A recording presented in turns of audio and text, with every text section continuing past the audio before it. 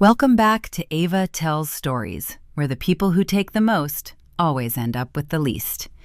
If you have ever been the reliable one who gets pushed aside, take a second to hit that subscribe button. Drop a comment and tell me how old you were when you realized family loyalty was a one-way street.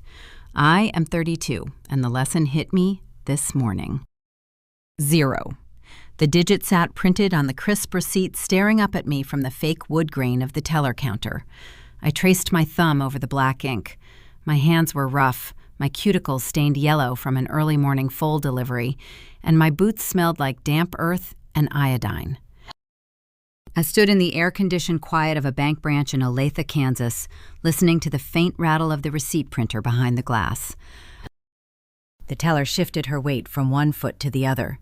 She refused to meet my eyes. She slid a secondary page across the counter. The transaction history showed a single withdrawal initiated 4 days ago. It left the account empty. The authorization signature belonged to my mother, Brenda. My grandmother, Evelyn, passed away 3 weeks ago. Before her health faded, we opened a joint savings account. She deposited $50,000 into it. That money was not a gift for a vacation. It was the exact amount required to keep my large animal veterinary clinic from going into foreclosure by the end of the quarter. Evelyn knew I worked 80-hour weeks keeping local dairy farms afloat. She wanted to secure my clinic. But during Evelyn's final week in hospice, while she drifted in and out of consciousness, my mother invoked her medical power of attorney. Brenda walked into this exact branch, presented her paperwork, and drained the account. I thanked the teller, folded the receipt into a tight square, and walked out into the blinding midday heat. The asphalt of the parking lot radiated warmth right through the soles of my boots. I climbed into the driver's seat of my work truck, left the engine off, and dialed my mother's number. She picked up on the second ring. In the background, I could hear the muffled, canned laughter of a daytime television talk show. "Autumn," she sighed. Her breath carried a layer of performative exhaustion. "I am right in the middle of sorting through your grandmother's clothing donations. What do you need?" "You closed the joint account," I said. My voice sounded flat, hollowed out by the sheer audacity of the theft. A pause hung on the line. I expected a denial or a backtrack or even a fabricated excuse about paying estate taxes. Instead, I heard the rustle of fabric as she continued folding clothes. "Oh, the safety net," Brenda said. Her tone was breezy and untroubled. "Yes, I moved it over to Chase. Chase is my 29-year-old brother. He has spent the last decade floating between failed app ideas and part-time bartending gigs." "You gave my clinic funds to Chase?" I asked. My grip tightened on the steering wheel until my knuckles turned white. "Autumn, you are so capable," Brenda cooed. "You always figure things out. You are a survivor. Your brother does not have your grit. He needs a cushion to get his life started. It is what Grandma would have wanted." She invoked the name of the woman whose hand I held while she drew her final breath. The woman who explicitly set that money aside to protect my business from my mother's exact brand of favoritism. I did not yell. I did not demand the funds back. I listened to the television hum through the receiver, feeling the dense reality of what she had done settling over my chest. "I have to go back to work," I said. I ended the call and tossed the phone onto the passenger seat. I turned the ignition key. The diesel engine roared to life, shaking the cab. I had livestock waiting for me, and I had 30 days until the bank took my clinic. I put the truck in gear and pulled out of the lot. I drove east, away from the bank, letting the heavy hum of the diesel engine fill the silence in the cab. The Kansas sun was brutal, baking the asphalt and sending heat ripples rising off the hood of my truck. Dust from the morning farm calls coated my windshield, settling into the corners of the glass. My mind was churning, processing the sheer reality of what had just happened. $50,000. It was not just a number. It was the roof over my clinic. It was the digital X-ray machine I needed to properly diagnose fractures. It was the salaries of the 2 veterinary technicians who relied on me to feed their own families. And my mother had wiped it out with a single signature.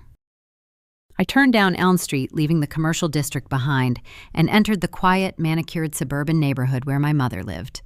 The lawns here were green and watered, oblivious to the drought affecting the farms just 10 miles outside the city limits.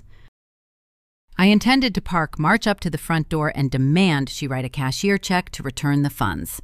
I had a speech forming in my throat, sharp and calculated. But I never made it out of the driver's seat. I pulled to a stop at the curb outside her 2-story house. My foot hovered over the brake pedal. Parked dead center in Brenda's driveway was a brand new lifted Ford F-250. The truck was immaculate. Black paint reflected the harsh afternoon sunlight like a mirror.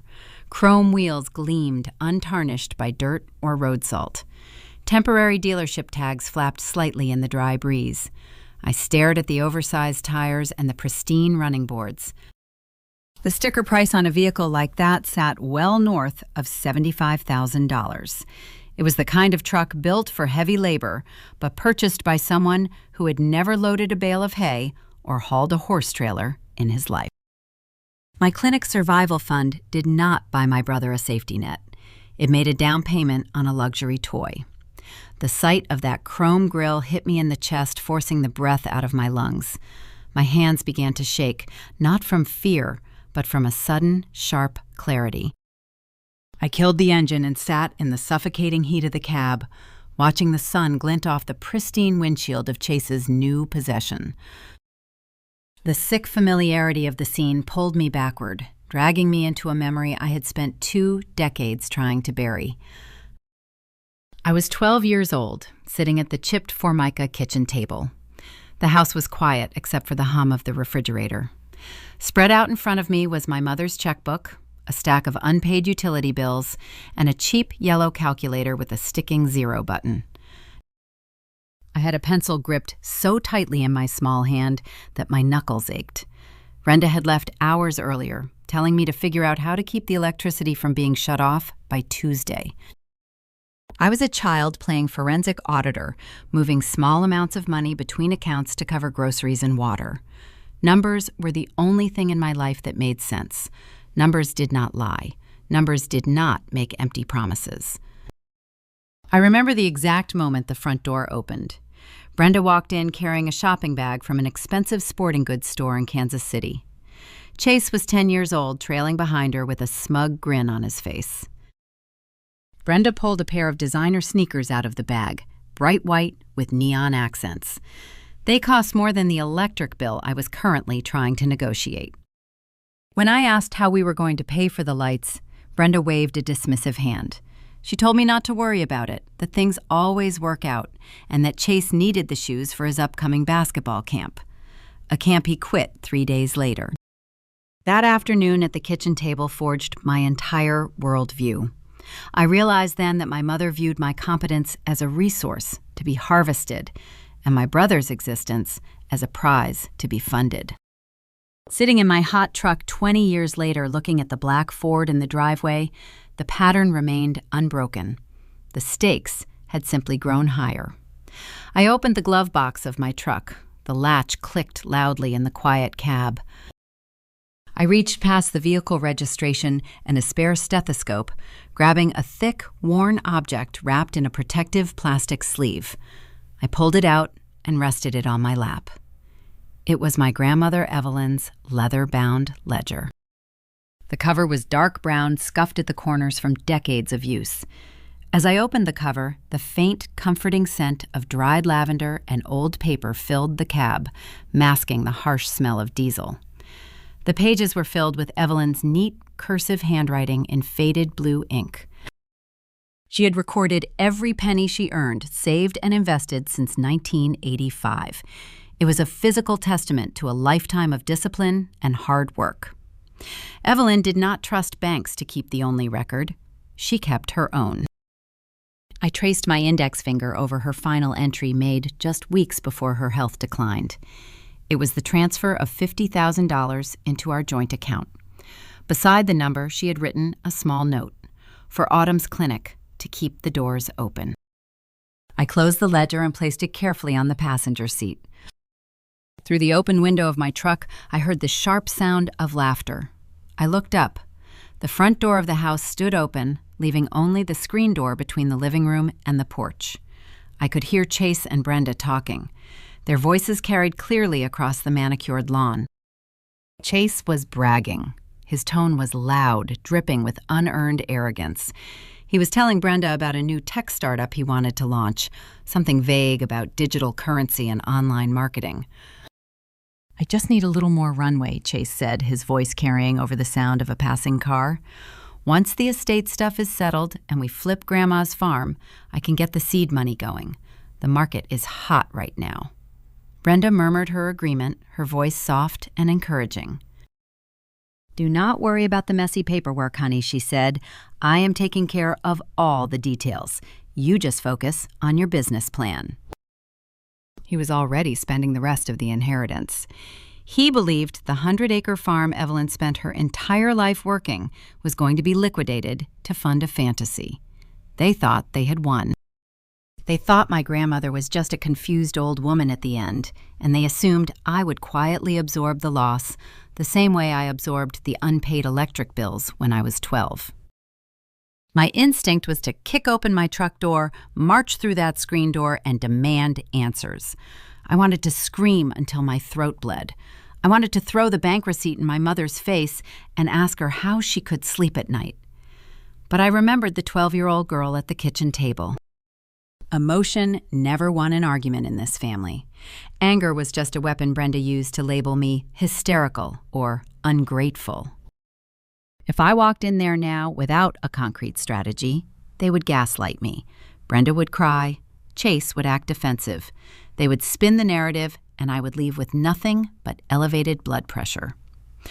I took a slow, deep breath, inhaling the hot, dusty air. I reached for the ignition key. I was not going to fight them in their territory. I was not going to engage in a screaming match over a truck that was already depreciating in value the moment it rolled off the lot. I was going to use data. I was going to use the law. I needed to understand exactly what kind of paperwork Brenda had filed and how she managed to bypass the safeguards Evelyn had promised me were in place. I put the truck in drive and pulled away from the curb, leaving the shiny black Ford sitting in the driveway. I needed to return to the clinic, gather my financial records, and prepare for the hardest 30 days of my life. I needed to build an administrative fortress so dense and impenetrable that my mother would break her teeth trying to chew through it. I drove back to the rural outskirts of town, the landscape shifting from green lawns to golden wheat fields.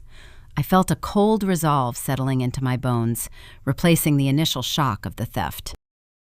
I planned to spend the night reviewing every legal option available to a joint account holder. But the quiet strategy I was forming would be derailed before the sun even came up. Because the very next morning, Brenda would make a fatal, arrogant misstep, attempting to force my hand with a piece of paper that would change the entire trajectory of this war. 24 hours passed since I left my mother's driveway.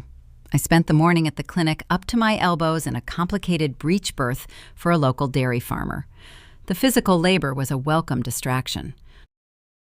It kept my mind tethered to the present moment, focused on the rhythmic breathing of the exhausted animal in front of me, rather than the betrayal festering in my own family. By noon, my scrubs were soaked with sweat and my muscles ached with a dull, familiar throb. I was standing at the stainless steel sink in the sterilization room, scrubbing my hands with harsh iodine soap, when my cell phone vibrated against the metal counter. The screen illuminated. Brenda. I turned off the faucet and dried my hands on a rough cotton towel. I did not want to answer. Every instinct warned me to let it ring to enforce a wall of silence between myself and the woman who had just stolen my livelihood. But a forensic auditor knows that avoiding the enemy means missing valuable data. You have to let them speak so they can reveal their own weaknesses. I pressed the green button and held the phone to my ear. "Autumn, I need you to transfer some funds to me today," Brenda said. She did not offer a greeting. She did not ask about my day or feign grief over the grandmother we had just buried. Her voice held a tight, forced casualness, the tone of someone trying very hard to pretend they are not panicking. I stood perfectly still, watching a drop of water slide down the edge of the steel basin. "What kind of funds?" I asked, keeping my voice hollow and devoid of emotion. "A bridge loan," she replied, her words coming slightly too fast. "Just $15,000. The funeral home is sending me notices about arrears, and Gary needs an emergency retainer to process the estate paperwork. Everything is tied up right now, and I am cash poor until the house sells." I closed my eyes and let my clinical detachment take over.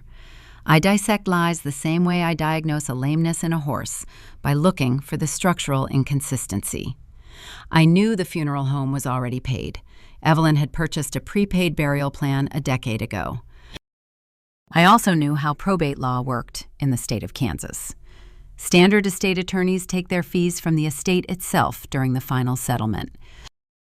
A lawyer demanding a $15,000 emergency retainer up front was either a shark exploiting a desperate client or a fiction invented to cover a different debt. "Where is the $50,000 you took yesterday?" I asked. Brenda let out an exasperated sigh. "I told you that went into a secure account for Chase. It is tied up in investment vehicles. I cannot just pull it out without penalties. Do not be selfish, Autumn. Your brother is grieving, and I am trying to manage this entire process alone."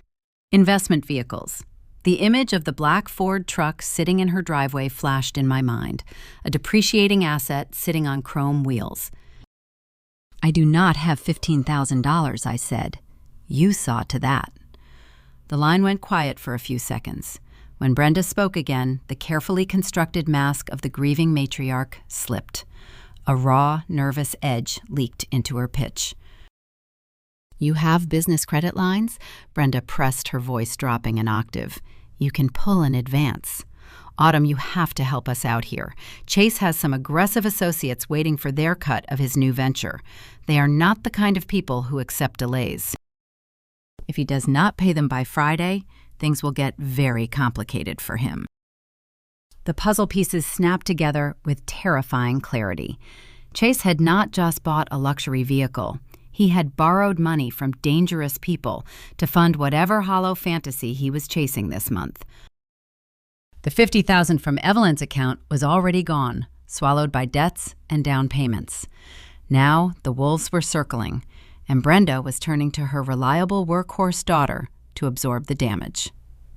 She wanted me to leverage my clinic to pay off my brother's bad decisions. "No," I said. "Excuse me?" Brenda snapped, the shock genuine. "No," I repeated, letting the single syllable hang in the air between us. "I am not funding his mistakes. Autumn, if you hang up this phone, I swear to God you will be dead to this family," she hissed. I ended the call and tossed the phone back onto the counter. The threat meant nothing to me. You cannot threaten to banish someone who has already realized the house is burning down. Infuriated by the boundary, Brenda retaliated with the only weapon she knew how to wield: public perception. By that evening, the digital smear campaign was in full effect. Olathe is a sprawling town, but the social circles are small, especially within the church community my family had attended for 3 decades. Brenda logged onto Facebook and crafted a masterpiece of manipulation. She did not mention the stolen savings account, or the new truck, or the aggressive associates. Instead, she painted a portrait of a heartbroken mother trying to hold her fragile family together while her cold, unfeeling daughter abandoned them in their darkest hour. She wrote about how I refused to help cover basic funeral expenses, hoarding my veterinary clinic profits, while my brother struggled with profound grief. She tagged the local church group. She tagged my cousins. The post generated dozens of comments within hours. "Prayers for you, Brenda. I cannot believe Autumn would act like that. Money changes people." I did not reply to a single comment. I did not post a defense. I let the poison spread, because fighting a lie on the internet is like trying to hold back the tide with a sieve. but enduring the fallout in the real world required a different kind of endurance. The next evening, I stopped at the local grocery store to pick up coffee and bread. The fluorescent lights buzzed overhead, casting a harsh, pale glow over the linoleum aisles. I pushed my cart toward the dairy section and saw Mrs. Gable standing by the milk coolers. She had been my Sunday school teacher when I was 9 years old. When she saw me approaching, her smile vanished. Her eyes darted away, and she abruptly turned her cart, sharply navigating down the opposite aisle to avoid walking past me. At the checkout lane, the cashier, a woman whose golden retriever I had treated for parvovirus just last year, scanned my items in thick, heavy silence. She did not offer the usual polite small talk. She handed me my receipt without meeting my gaze, her eyes fixed firmly on the cash register screen. The icy stares and the unspoken judgments were designed to break my resolve. Brenda wanted the isolation to crush me into submission. She wanted the shame to drive me back to her front door with a check in my hand, begging for re-entry into the community.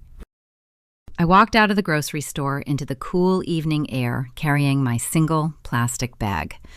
I felt the weight of the exile, but I refused to let it bend my spine. I leaned into the isolation. Let them whisper.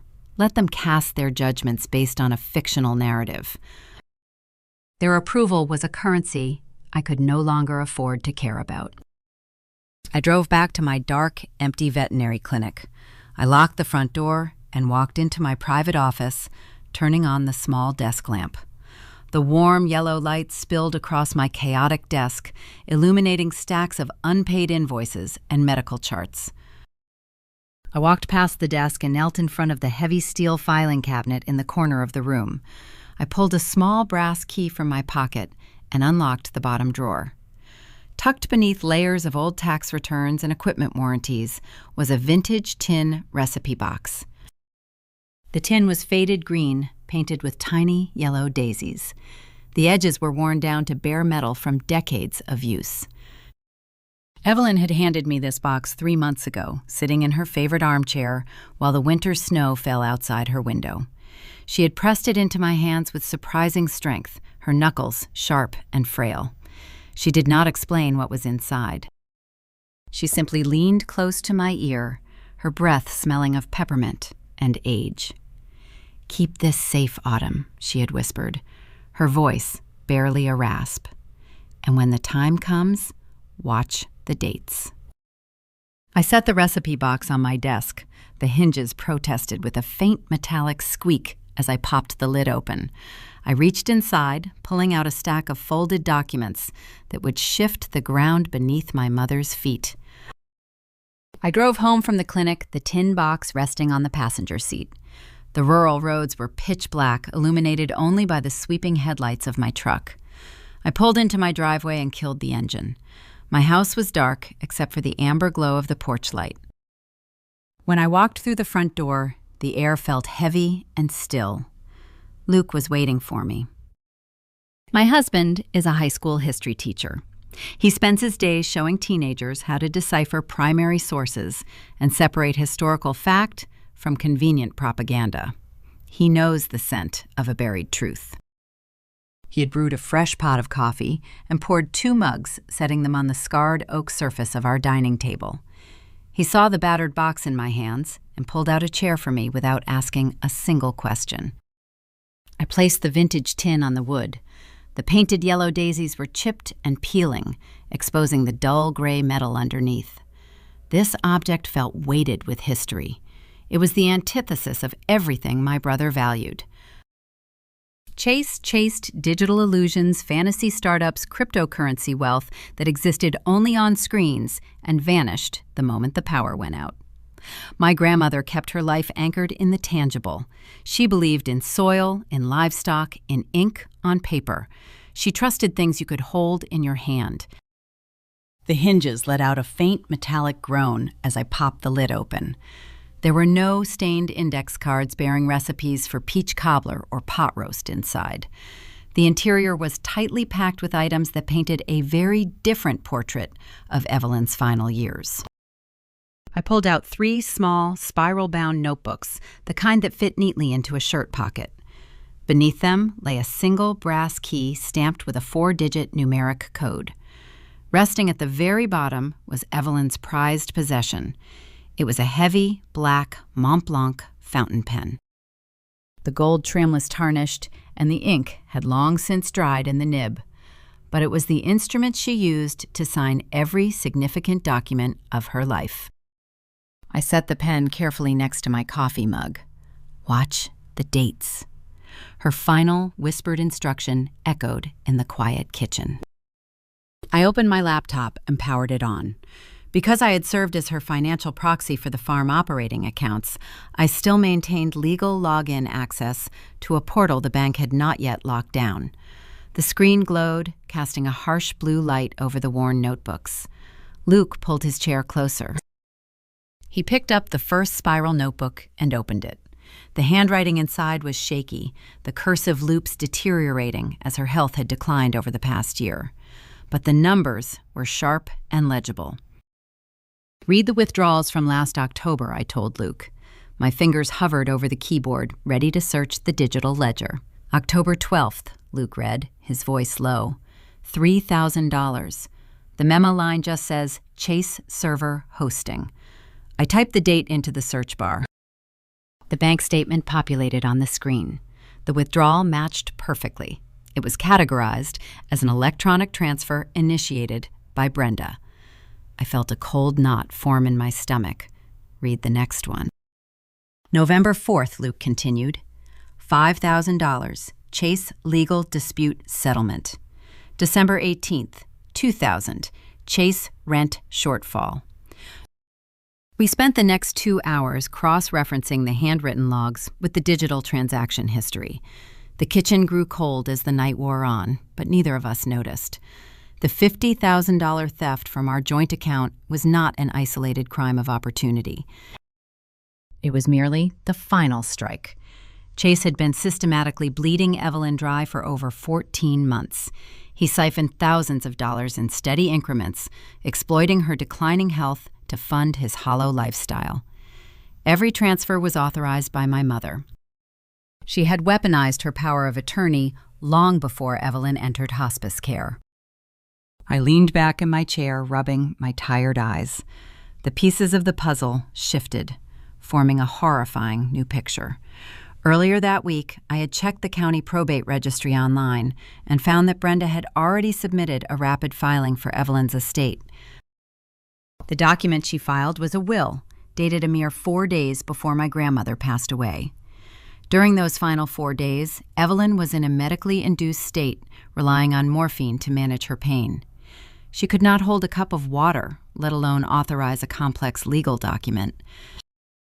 Brenda did not forge that 11th-hour will to gift the Kansas farm to her golden boy. She forged it as a shield. If the estate went through a standard probate process with an impartial executor, the court would mandate a forensic audit of the finances. An auditor would immediately flag the missing thousands and trace the transfers directly to Chase. The fake will was a cover-up designed to bypass the audit and sweep a year of predatory theft under the rug. I needed to organize the defense. I stood up, walked into my home office, and returned with a thick red accordion folder. It was sturdy, made of rigid plastic with deep compartments. I plugged my laptop into the small wireless printer sitting on the kitchen counter. The machine whirred to life, spitting out pages of bank statements, transfer authorizations, and printed screenshots of the county probate registry. I began sorting the evidence. The red folder became the physical embodiment of my retaliation. Every printed page slid into a designated slot, building an impenetrable wall of data. Tab 1 contained the medical records detailing Evelyn's morphine dosage on the day the fake will was allegedly signed. Tab 2 held the digital transfer logs showing Brenda's authorization signatures. Tab 3 secured the handwritten notebooks. The tactile satisfaction of organizing the receipts brought a steady, rhythmic calm to my racing pulse. I was no longer the helpless 12-year-old girl sitting at a Formica table trying to stretch a utility payment. I was a professional dissecting a fraud. Luke handed me the final spiral notebook. The cover was dark blue, the pages only half filled. "This one is different," he said, pointing to a folded piece of printer paper tucked into the back cover. She did not write this. She just kept it. I unfolded the paper. It was a printed email chain. The sender was an unfamiliar address associated with a high-interest private lending firm. The recipient was Chase. The date stamp showed the correspondence occurred 3 months before Evelyn died. I read the text of the email and the air left my lungs. Chase had not just borrowed a few $1,000s from some aggressive associates to fund his vague crypto venture. He had taken out a predatory loan carrying a crippling interest rate.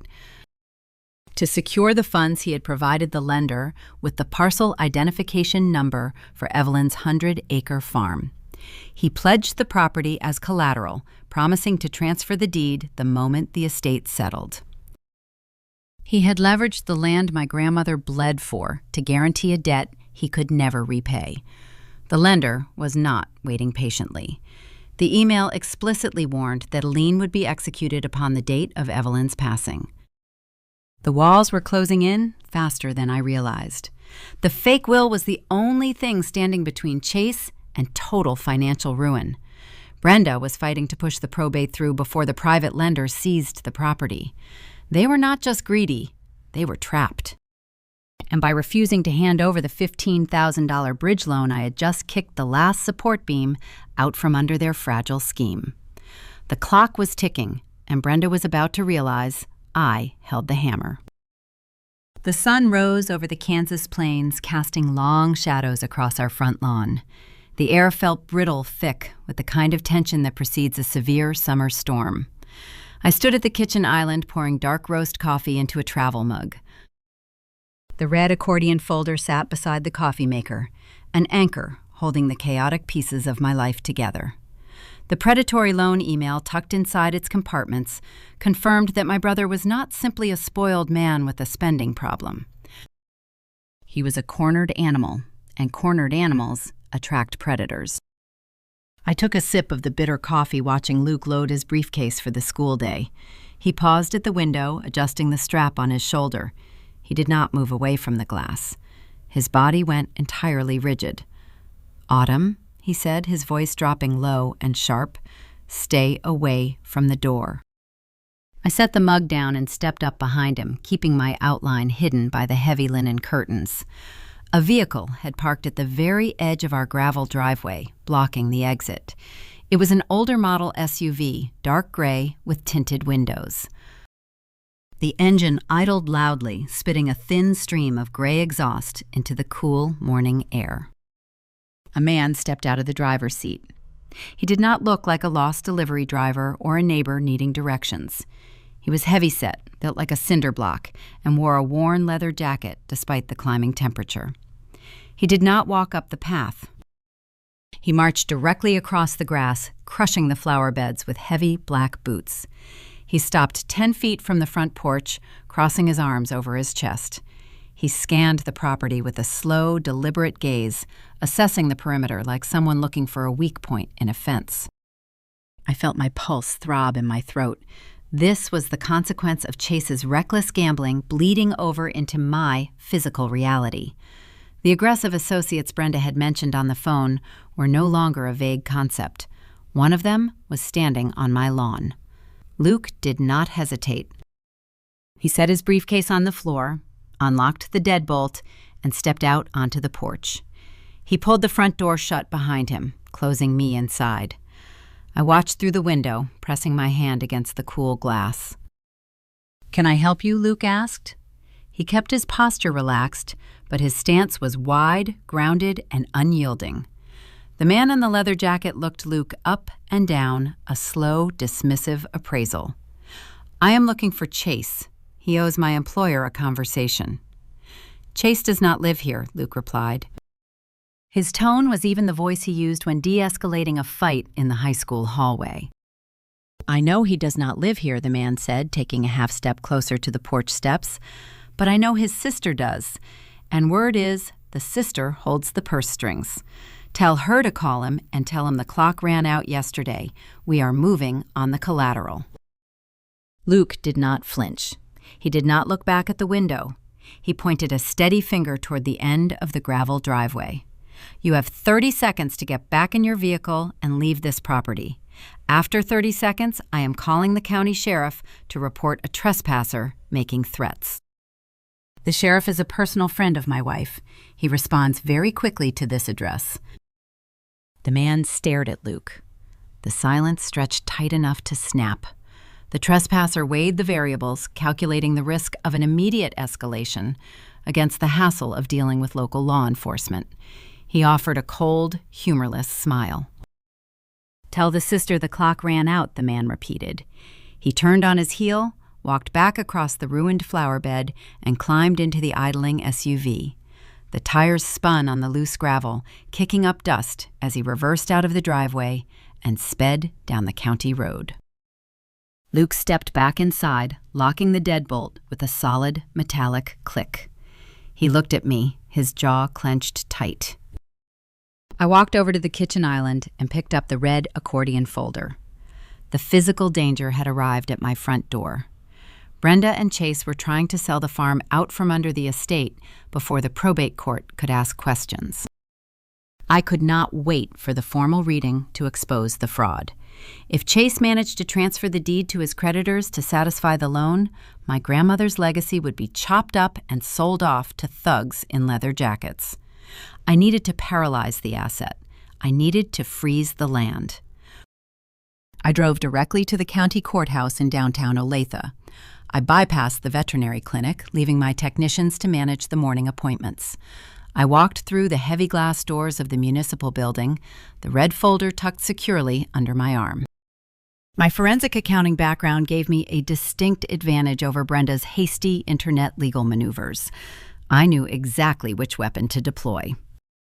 I approached the clerk at the Register of Deeds office and requested the forms to file a lis pendens. A lis pendens is a formal notice of pending legal action. Filing it against a property title acts as a massive, unignorable warning flare to any bank title company or private lender. It declares that ownership of the land is under active dispute. As long as that notice remains attached to the public record, the property cannot be sold, transferred, or used as collateral for a loan. The asset is entirely frozen. I filled out the paperwork attaching the death certificate and a sworn affidavit disputing the validity of the 11th hour will. I paid the filing fee in cash.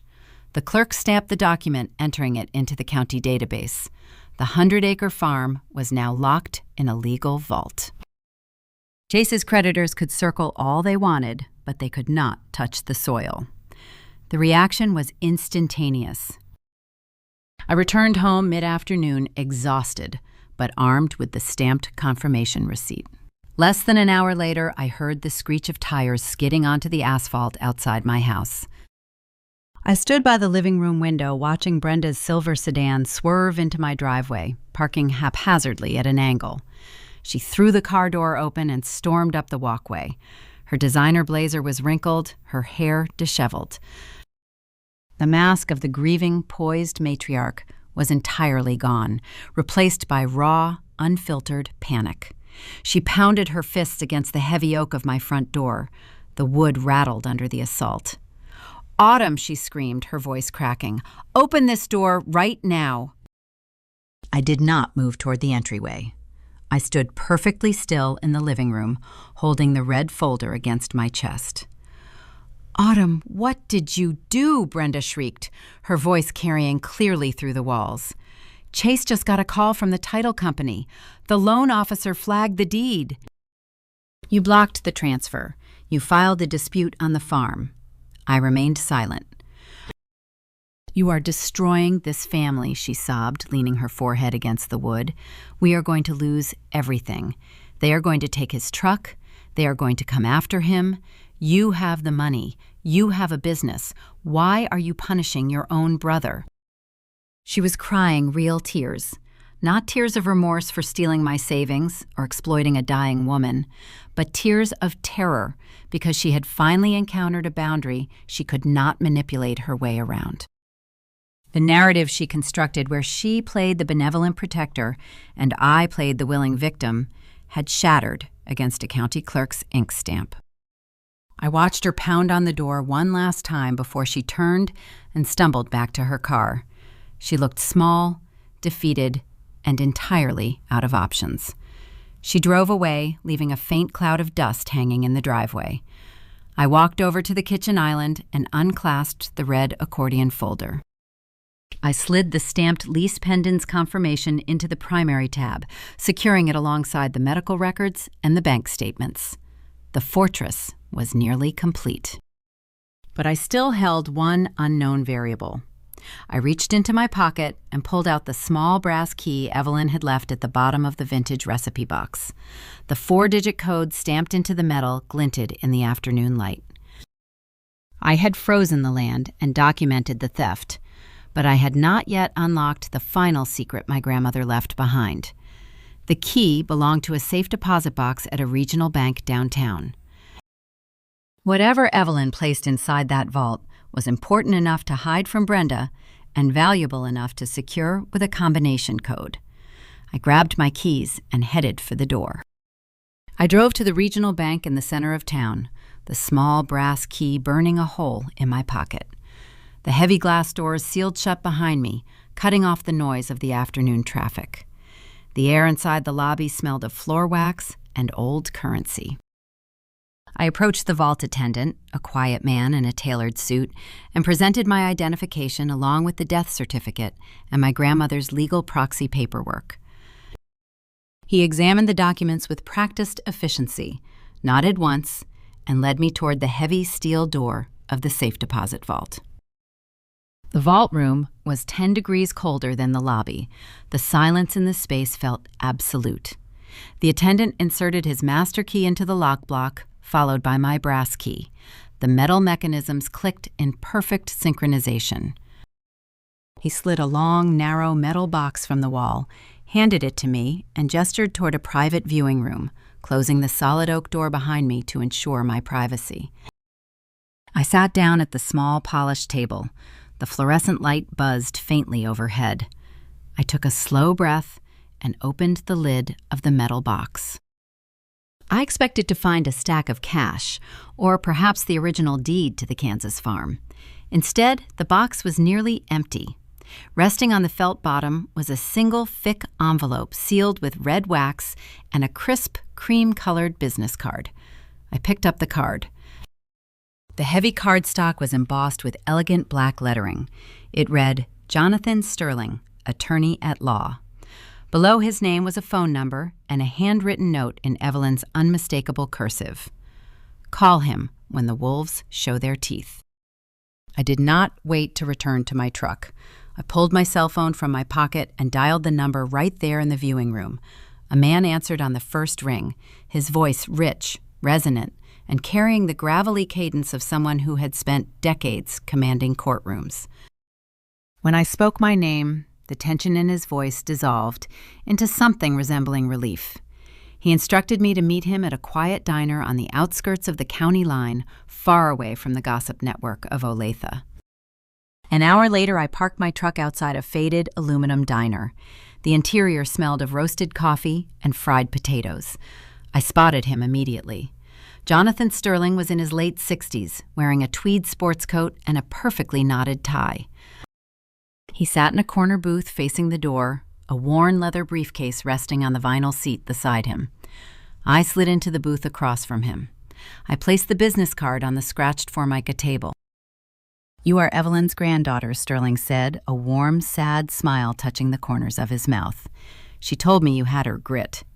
She also told me you would not call until your mother tried to steal the farm." I stared at him, the exhaustion of the past week catching up with my posture. "Brenda filed a fake will 3 days ago," I said, keeping my voice low.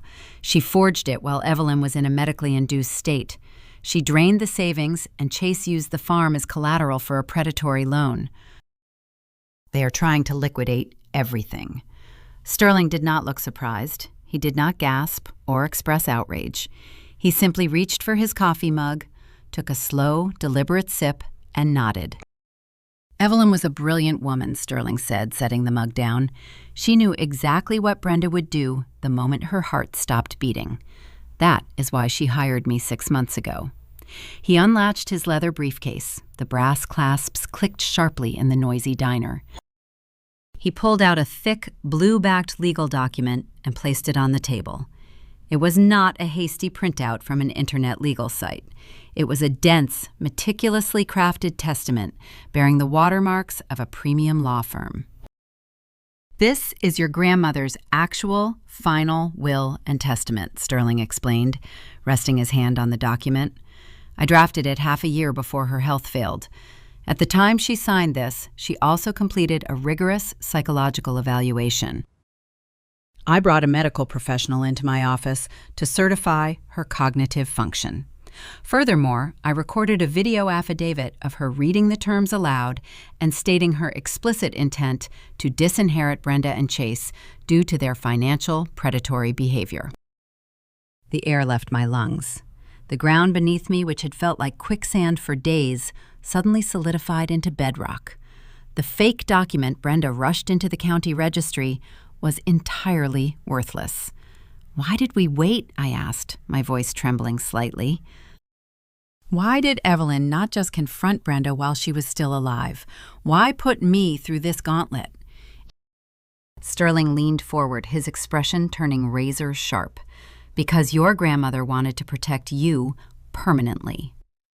If Evelyn had simply cut them off while she was alive, Brenda would have spent years harassing you, dragging you into frivolous civil suits, and draining your resources. Evelyn wanted to hand you a shield that could not be broken. She gave me very specific instructions. She told me to hide the real will and wait exactly 30 days after her passing or until Brenda formally filed a fraudulent claim with the probate court. I looked at the blue-backed document, the genius of my grandmother's strategy washing over me. Evelyn gave them the rope. By filing that forged document, Brenda committed a felony, Sterling said, his tone cold and clinical. She committed probate fraud under penalty of perjury. If we had presented the real will immediately, Brenda would have just backed down and claimed it was a misunderstanding. By waiting, we allowed her to legally swear to a lie. She has trapped herself. The relief was a physical weight lifting off my shoulders. I was no longer playing defense against a toxic family. I was holding a royal flush in a game they did not even realize had ended. I drove home from the diner feeling a profound, quiet satisfaction. The desperation that had choked me since I saw the zero balance at the bank was entirely gone. I walked into my kitchen and poured a glass of ice water. Luke was sitting at the counter grading history papers. I smiled at him, a real, genuine smile, and opened my phone to check the local social media circles. Brenda had apparently recovered from her driveway meltdown. She had shifted her strategy from panic back to unearned arrogance. She must have hired a cut-rate strip mall lawyer who assured her that my legal blockade was just a temporary nuisance.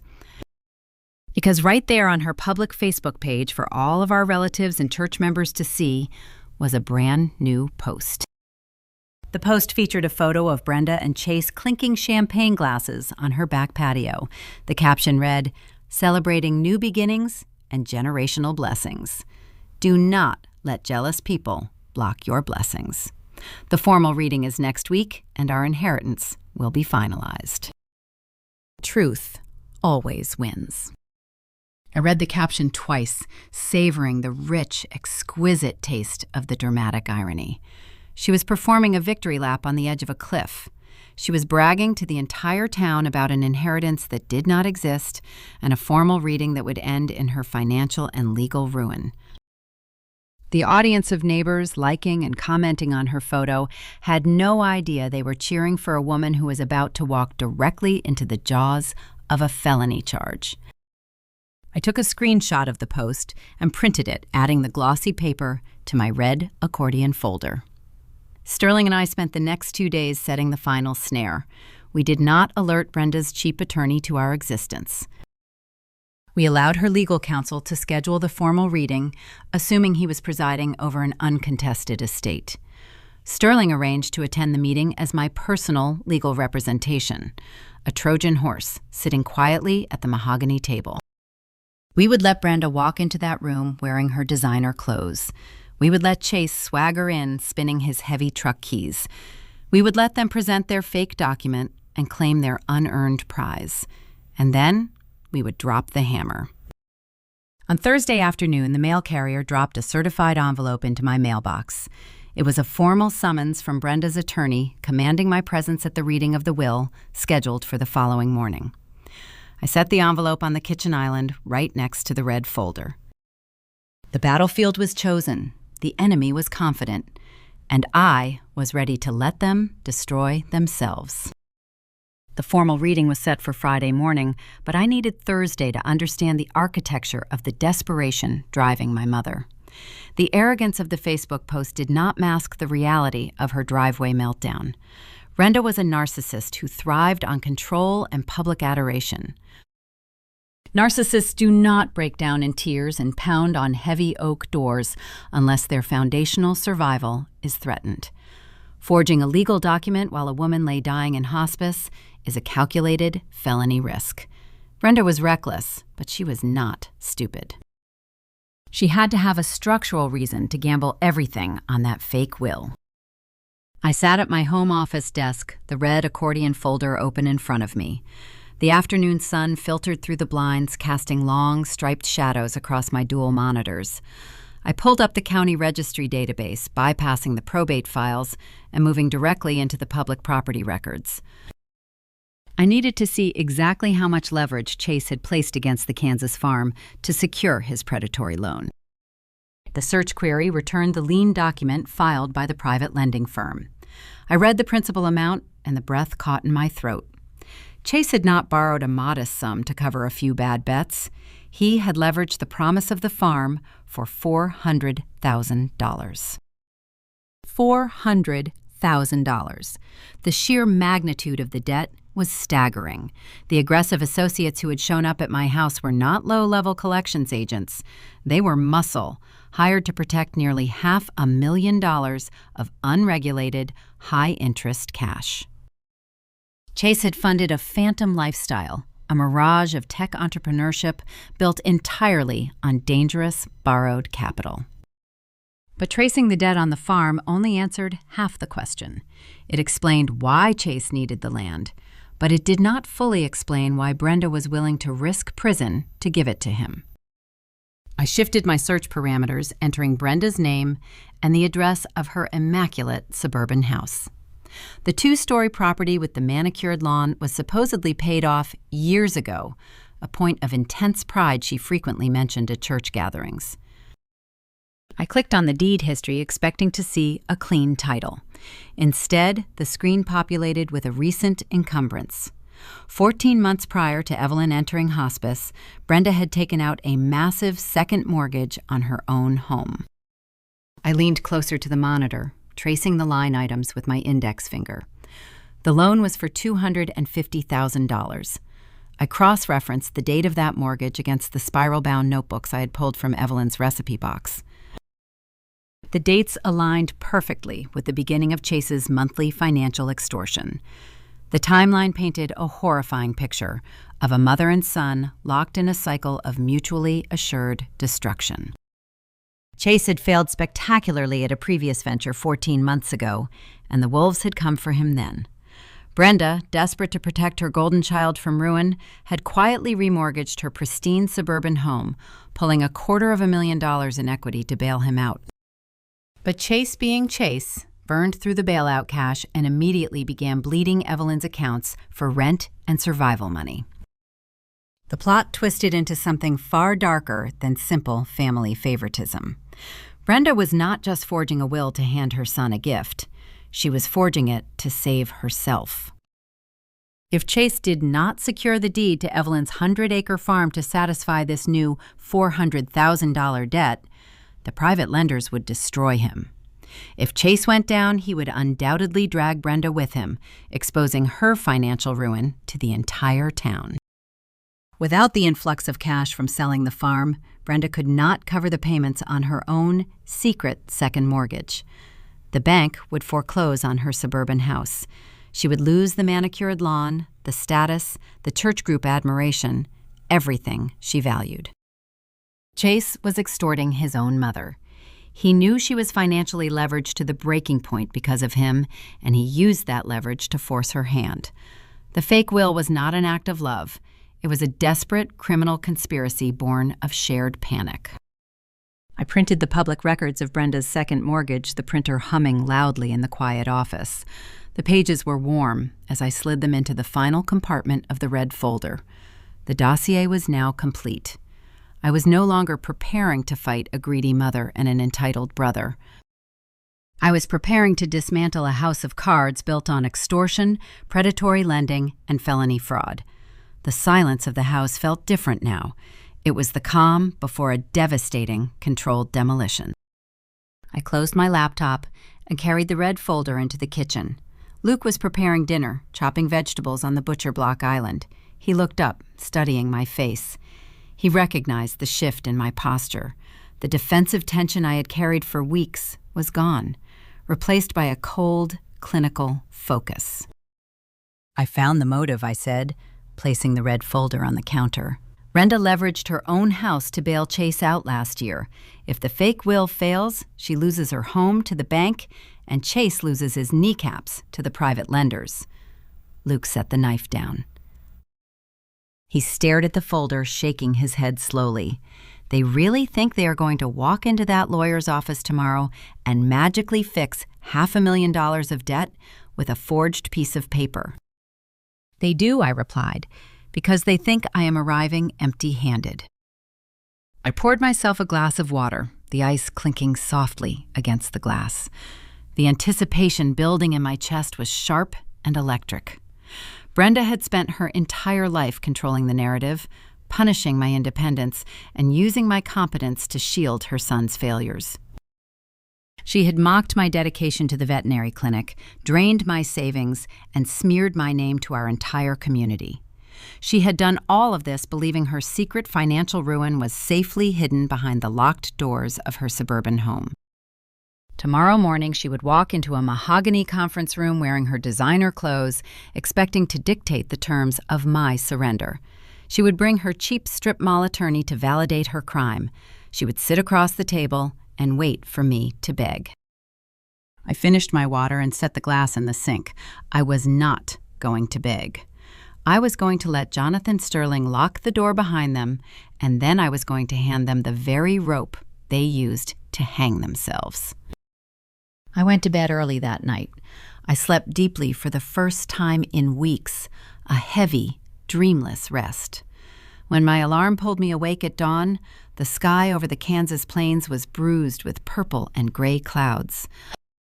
A summer storm was rolling in, matching the violence I was about to unleash in a downtown office building. I dressed carefully, choosing a dark, tailored suit over my usual denim and boots. I picked up the red accordion folder, its plastic edges cool and rigid against my palm. The trap was set, the motives were documented, and the golden child was about to learn that debts always come due. The morning of the formal reading broke with the heavy, oppressive humidity that precedes a Midwest thunderstorm. The sky was the color of bruised iron, casting a flat, gray light across my kitchen. I stood at the counter sipping black coffee, staring at the thick, red accordion folder. The trap was meticulously constructed. The documentation was flawless. Jonathan Sterling was already positioned in the city, ready to act as my silent legal proxy. But to ensure the trap triggered with maximum force, I needed Brenda and Chase to sprint blindly into it. I needed them arrogant, confident, and completely off balance. I needed to feed them a lie. I picked up my cell phone and dialed my mother's number. I closed my eyes and practiced the tone I was about to use. For 32 years, I had perfected the art of the clinical, stoic response. Now I needed to sound utterly defeated. I let my shoulders slump, deliberately relaxing the tension in my chest, allowing a tremor to seep into my breathing. Brenda answered on the first ring. "Hello," she said, her voice sharp and guarded. "Mom," I whispered, letting a heavy, exhausted sigh carry the word. The silence on the line was palpable as she assessed my tone. I could almost hear the gears turning in her head, calculating the shift in my posture. "Autumn," she replied, her tone softening into that sickeningly sweet, performative cadence. "Sweetheart, are you okay?" "I cannot do this anymore," I said, rubbing my forehead. "The clinic is failing without the savings account. Half the town is looking at me like I am a monster because of the Facebook posts. The stress is making me sick. I just want this war to be over." "Oh, honey." Brenda cooed the triumph, bleeding clearly through her faux sympathy. "I told you we were going to get through this together. You just had to let me handle the messy details. Family is more important than stubborn pride." "You were right," I murmured, injecting just enough resignation to sell the surrender. "I am dropping the legal dispute on the farm deed today. I will sign the waiver lifting the lis pendens at the lawyer's office this morning so you can process the paperwork." I could hear the sharp intake of breath on her end. The relief was instantaneous and profound. The roadblock that had sent her pounding on my front door was dissolving. "That is wonderful news, Autumn. Your grandmother would be so relieved to see us cooperating. I knew you would finally see the light. There is one more thing," I added, pausing for maximum impact. "I pulled together some emergency clinic credit lines. I am bringing a $15,000 cashier's check to the meeting today. You said the funeral home and the lawyers needed an emergency retainer. I want to help cover it." The silence that followed was absolute. I had just handed her a lifeline. $15,000 in clean, untraceable cash was enough to pacify the violent private lenders temporarily. It was the exact bridge loan she had demanded days earlier. "Autumn," Brenda gasped, genuine shock coloring her words. Thank you so much. Chase has been under such terrible pressure. This will relieve so much of his burden. You are doing the right thing." "We will handle it all at the reading," I said. "I will see you at 10. I ended the call and set the phone down. The bait was deployed. By promising the cashier's check, I had essentially guaranteed their attendance and their impatience. They would arrive at the law office expecting a surrender and a payout. They would be sloppy, greedy, and completely blind to the reality waiting for them.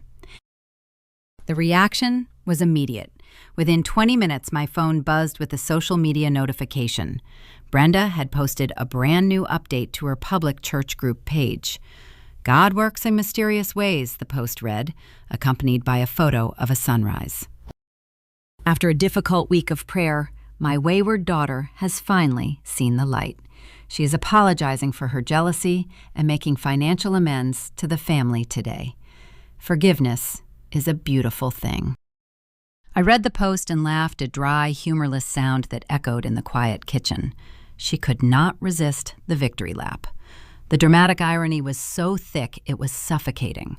She was claiming a public victory based entirely on a phantom check. But the real danger lay with my brother. Chase was not sophisticated enough to play the long game. The moment Brenda told him about the promised $15,000, he would immediately leverage it to buy himself breathing room. My phone vibrated again. A text message from Chase, the first direct communication since the funeral. "Bring the check made out to cash. Do not put a name on it. See you at 10. I stared at the screen.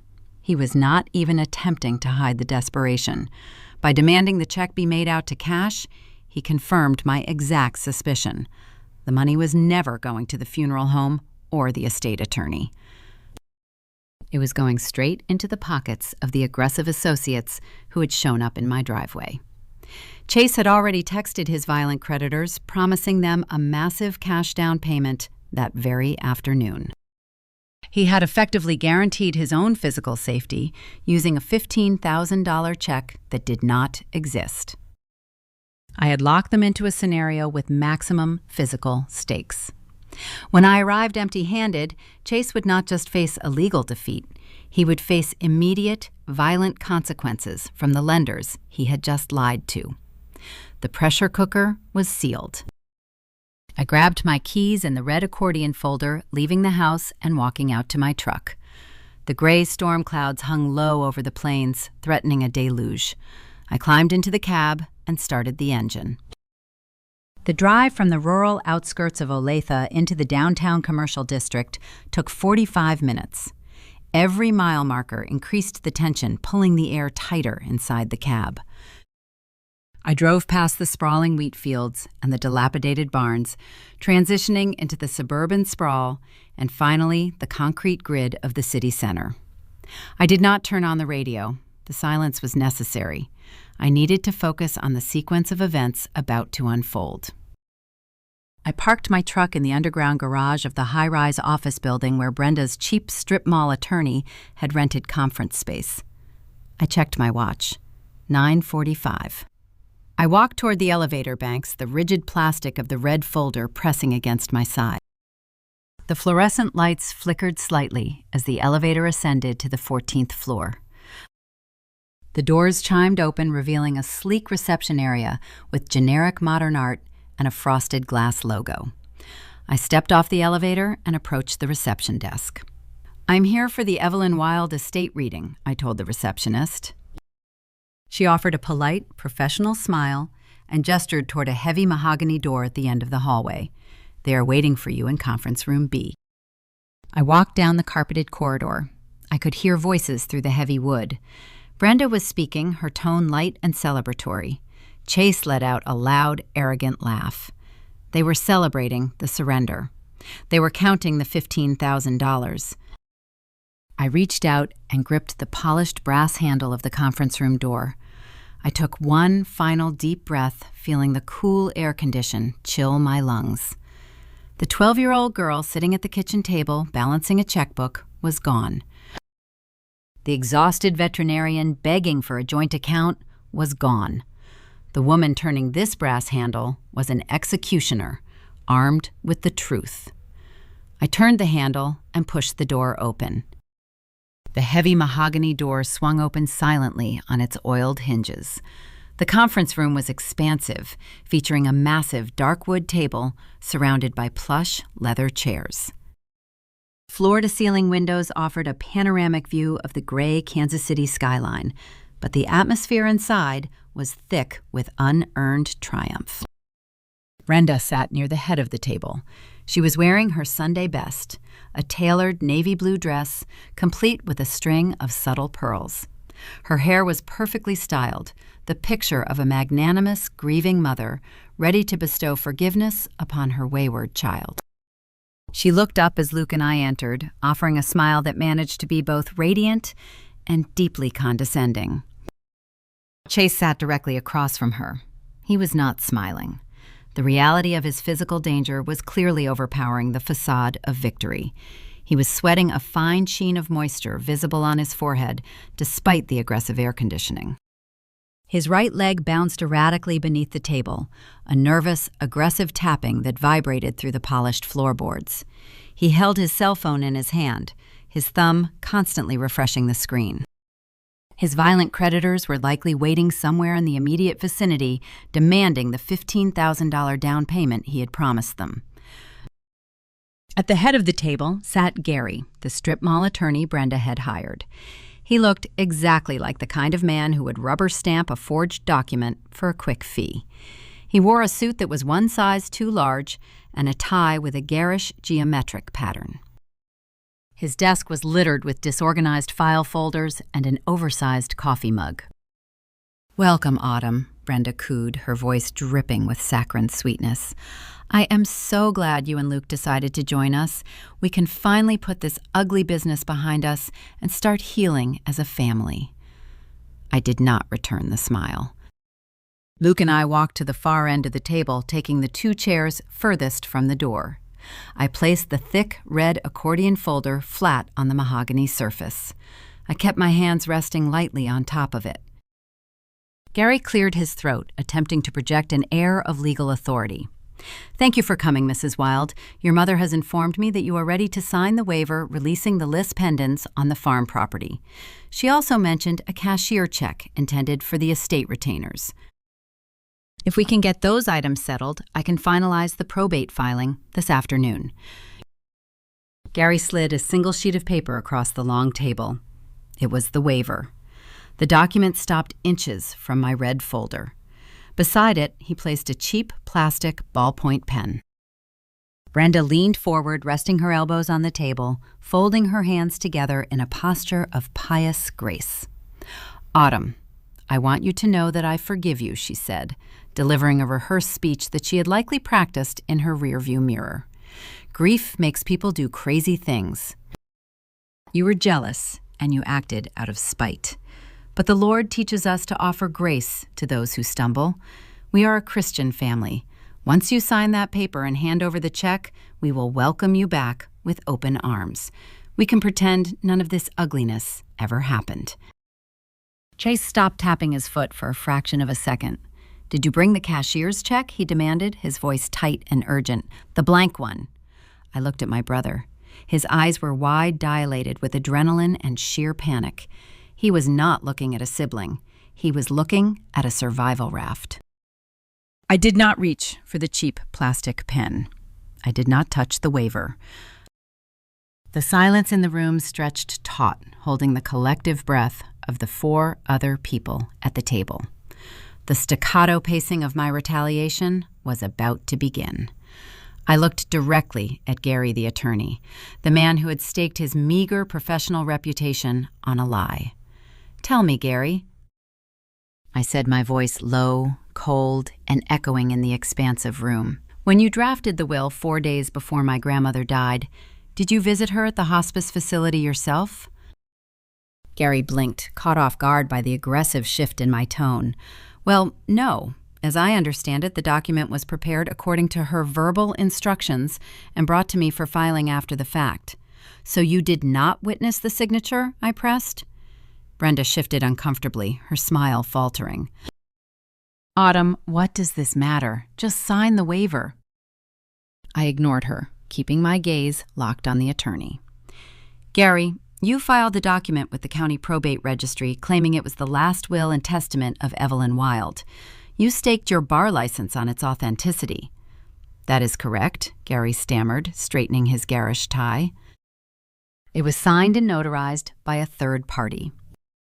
I unclasped the red accordion folder. The plastic snap echoed loudly. I reached into the front pocket and pulled out a single, high-resolution photograph of the signature page from the fake will, the one Brenda had uploaded to the county registry. I slid the photograph across the table toward Gary. "Look at the ink," I commanded. Gary glanced down at the photograph, then looked back up at me, confusion written across his features. "It is signed in blue ink. What is your point?" "My point, Gary, is that my grandmother suffered from severe osteoarthritis in her hands for the last 7 years of her life. She lacked the physical grip strength to apply the necessary pressure to write with a standard ballpoint pen. The cheap blue ink on that forged document requires pressure to flow." I reached into the red folder a second time. My fingers brushed the cold, tarnished metal. I pulled out Evelyn's heavy black Mont Blanc fountain pen. I placed the vintage pen on the mahogany table, right next to the cheap plastic ballpoint Gary had offered me. The heavy gold trim glinted under the fluorescent lights. "This is the only instrument Evelyn Wilde used to sign legal documents for the last 3 decades. I stated, watching the color drain from Brenda's face in real time. A. Brenda slammed her hands flat against the mahogany table. The sudden sharp noise echoed through the expansive room. Her posture, rigid with manufactured grace, completely dissolved. The mask of the pious, forgiving mother shattered, replaced by a desperate, cornered animal lashing out at the nearest threat. "You are a liar, Autumn," Brenda screamed, her voice shrill and echoing off the glass windows. "You are making this up because you are jealous. You have always been jealous of your brother." Gary, she is trying to intimidate us. The will is valid. Tell her the will is valid. Gary did not answer. The strip mall attorney was staring at the vintage Mont Blanc pen resting beside his cheap plastic ballpoint. He was performing a silent, panicked calculation, weighing the few $100s he earned filing the hasty paperwork against the very real possibility of a bar association inquiry. His eyes darted nervously between Brenda and the red accordion folder under my hands. Before Gary could attempt a response, the heavy wooden door of the conference room swung open. The movement was smooth, but the presence entering the room was undeniable. Jonathan Sterling stepped across the threshold. He wore a tailored charcoal suit, his silver hair perfectly combed, radiating an aura of absolute, unshakable authority. He carried his worn leather briefcase, the brass clasps catching the overhead light. Gary looked up. The remaining color drained completely from his face, leaving his skin a sickly grayish white. In the small ecosystem of Kansas City probate law, Jonathan Sterling was not just a senior attorney. He was an institution. He was the kind of lawyer who sat on ethics committees and whose name on a legal filing ended disputes before they began. Gary recognized the man who could end his career with a single phone call.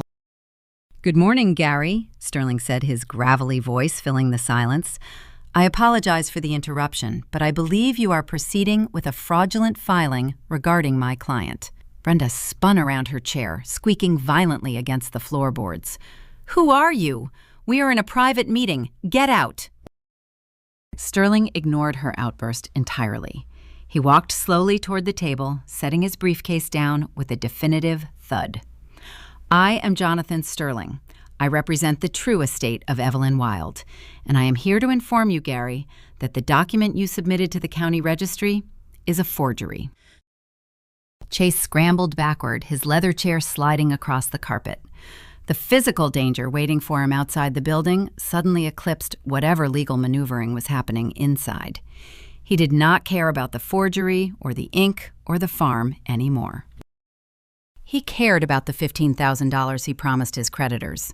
"Forget this," Chase stammered, grabbing his cell phone from the table. "I am leaving. Autumn, give me the check right now, or I swear I will make you regret it." He lunged toward the door, intending to bolt. Luke stood up. He did not yell. He did not adopt an aggressive fighting stance. He simply stepped sideways, positioning his broad shoulders directly in front of the heavy oak door. Luke is a high school history teacher, but he spent his 20s working as a wildland firefighter.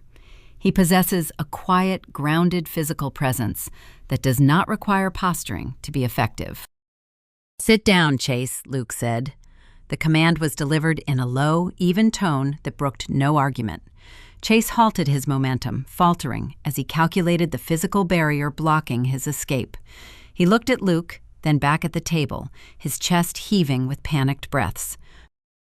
He backed away from the door and slumped back into his chair, his hands trembling visibly. Sterling unlatched his briefcase, the brass locks snapping open with crisp precision. He did not pull out a stack of paper. He pulled out a sleek silver tablet device. He set it on the mahogany surface, propping it up on its built-in stand, ensuring the screen was visible to everyone at the table. "Mrs. Wild," Sterling said, addressing Brenda without looking at her, "you claim the document Gary filed represents your mother's final wishes. I submit that Evelyn anticipated this exact criminal maneuver. She provided me with instructions to wait 30 days or until you committed perjury before releasing her actual directives." Sterling tapped the screen. The video began playing immediately. The audio was crystal clear, cutting through the heavy silence of the conference room. Evelyn appeared on the screen. She was sitting in the familiar floral armchair in her living room, a cozy knitted blanket draped over her lap. The recording was time-stamped 6 months prior to her death. She looked fragile, her skin thin and translucent, but her eyes were sharp, clear, and burning with an intense, familiar intelligence. "My name is Evelyn May Wild." The recording began my grandmother's voice carrying a steady, resolute strength. I am recording this statement in the presence of my attorney, Jonathan Sterling, and Dr. Marcus Thorne, a licensed geriatric psychiatrist who has just evaluated my cognitive function. I am of sound mind. Brenda gasped, pressing a hand over her mouth. She stared at the digital image of the mother she claimed was mentally incapacitated. I am making this statement, Evelyn continued on the video, because I know my daughter Brenda. I know she will attempt to dismantle my estate the moment I am unable to stop her. She has spent the last 14 months using her access to my home to authorize predatory transfers funding my grandson Chase's destructive lifestyle. Chase closed his eyes, burying his face in his trembling hands. The undeniable truth was echoing from beyond the grave, stripping away every lie he had constructed. Brenda has repeatedly pressured me to alter my will to favor Chase, Evelyn stated, looking directly into the camera lens. She has attempted coercion, emotional manipulation, and verbal abuse when I refused. Therefore, I state clearly and unequivocally for the legal record that any document produced after the date of this recording altering the terms of my estate is a forgery obtained through illegal means or enacted while I lacked the capacity to consent. The video concluded. The screen faded to black. Gary, the strip mall attorney, began hyperventilating. His breath came in short, ragged gasps. He pulled at the collar of his garish tie, desperately trying to loosen it. He realized, with terrifying clarity, that he had not merely filed a contested will. He had filed a fraudulent document contradicting a time-stamped medical and legal affidavit. He was facing inevitable disbarment and very real criminal charges for participating in probate fraud. "Oh my God," Gary wheezed, his eyes darting frantically around the room. "I did not know. I swear I did not know. She told me the notary was legitimate. She told me it was an emergency." Sterling looked at the sweating lawyer with profound professional disgust. Ignorance of a felony. Gary does not absolve you from participating in it. I suggest you contact your malpractice carrier immediately. Brenda's entire curated reality shattered in real time. The pious, forgiving matriarch vanished. The confident manipulator who posted victory laps on Facebook was gone. She sat in her chair, her designer clothes suddenly looking cheap and hollow. The protective bubble she built around her golden child had just been obliterated by a digital recording. I watched her with clinical, emotionless precision. I did not feel pity. I did not feel the urge to comfort her. I felt the deep, satisfying settlement of a ledger finally balancing. The long, suffocating years of being the ignored, reliable workhorse were dissolving right in front of me. But the trap was not finished. The forgery was exposed, but the financial ruin they had built for themselves was still waiting in the shadows.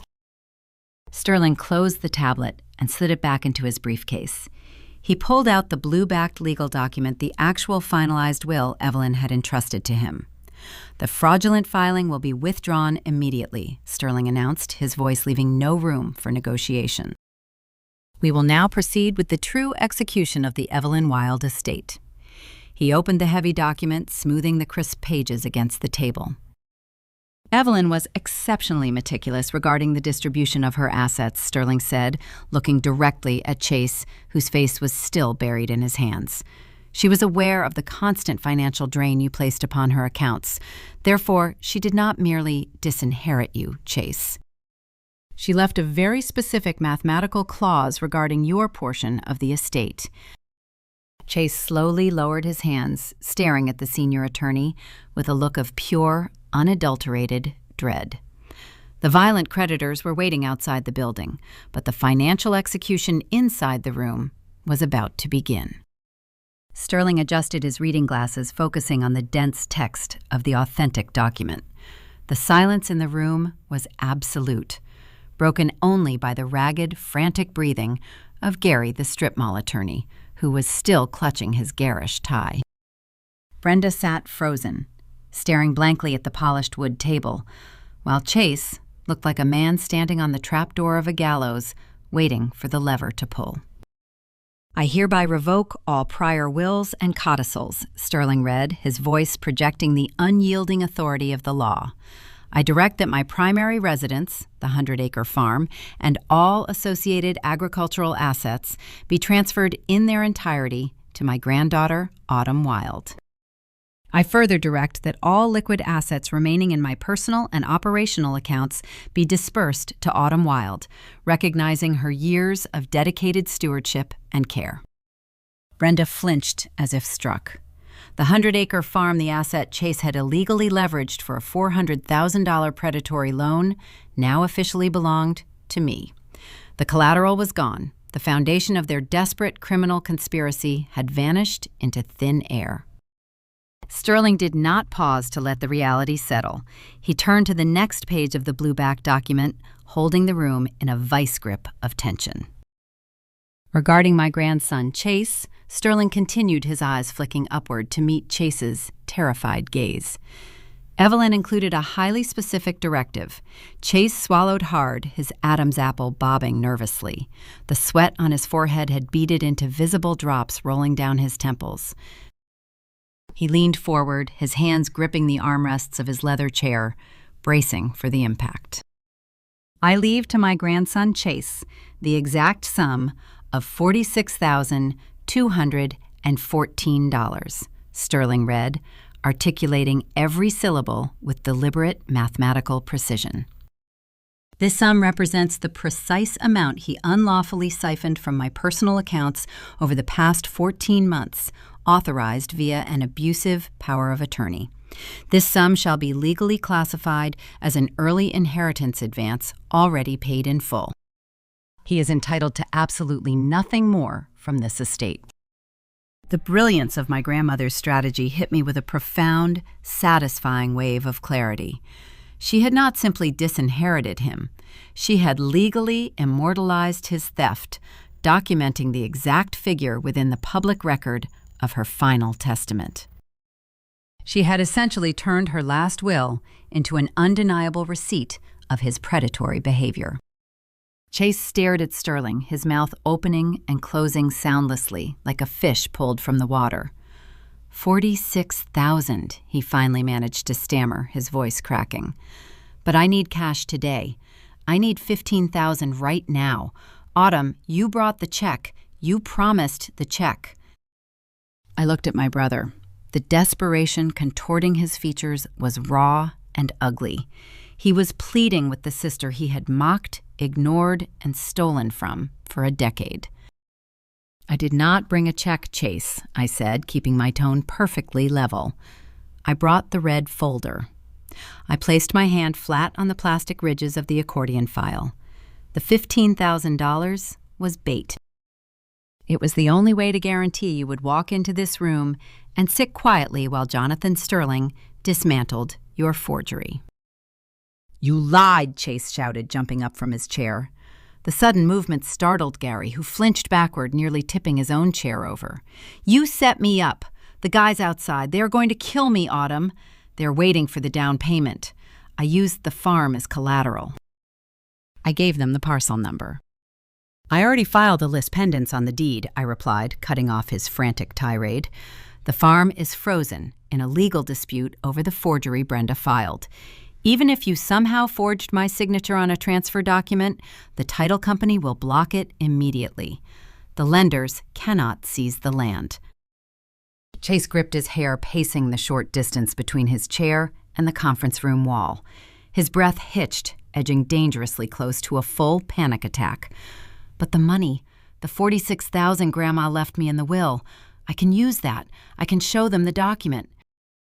It proves I have cash coming. He was clinging to a delusion, refusing to comprehend the reality of the legal jargon Sterling had just read. He thought the stated sum was a future payout, rather than a documented record of his past theft. You misunderstand the terminology, Chase, Sterling interjected, his voice cold and unsympathetic. That money is not sitting in an escrow account waiting for disbursement. The will explicitly states it is an advance already paid. You spent that money on rent, designer shoes, and failed server hosting fees. The estate owes you nothing. Chase stopped pacing, staring at the senior attorney with wide, uncomprehending eyes. "But I have nothing else. The accounts are empty." "Actually, it gets much worse for you, Chase," I said, leaning forward slightly, closing the distance across the mahogany table. Both Brenda and Chase snapped their attention toward me. The remaining color drained from their faces as they realized the execution was still underway. As a licensed veterinarian managing complex agricultural supply chains and holding proxy access to commercial farm accounts, I am classified as a mandatory reporter for certain financial irregularities, I explained, watching the comprehension slowly dawn in my brother's eyes. When Luke and I cross-referenced Evelyn's handwritten ledgers against the digital transfers Brenda authorized, we discovered a continuous pattern of undocumented income flowing into your personal accounts. Chase froze his hands, dropping slowly to his sides.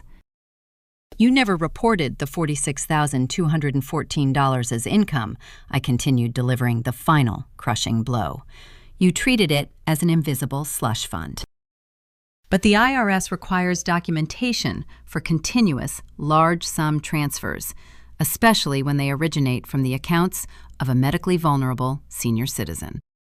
So yesterday afternoon, I forwarded the complete financial dossier, the handwritten ledgers, the transfer logs, and the power of attorney abuse records directly to the regional office of the Internal Revenue Service. Chase staggered backward, hitting the edge of the conference table. They move very quickly when elder financial abuse is documented with precise banking coordinates, I stated, my voice echoing the finality of a judge delivering a sentence. "Your personal bank accounts, your crypto wallets, and your secondary credit lines were frozen this morning, pending a federal audit. You are holding literal zeros, Chase." The silence that followed was absolute, heavy, and suffocating. I had not just blocked his inheritance or frozen the farm.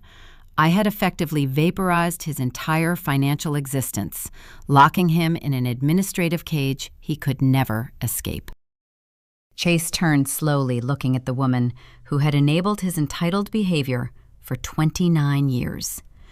Brenda was shrinking into her chair, her designer dress looking entirely absurd in the face of federal tax audits and violent creditors.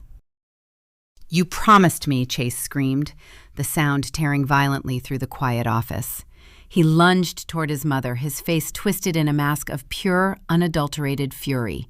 "You said the fake will would work. You said the lawyer was taking care of it. You told me to leverage the farm." Brenda cowered, raising her hands defensively as her golden child turned his wrath entirely upon her. The toxic ecosystem they had built, the endless cycle of exploitation and bailouts, was imploding, consuming them both. Luke shifted his stance, stepping slightly away from the door, ensuring he maintained a tactical position if the physical aggression escalated further. But he did not intervene.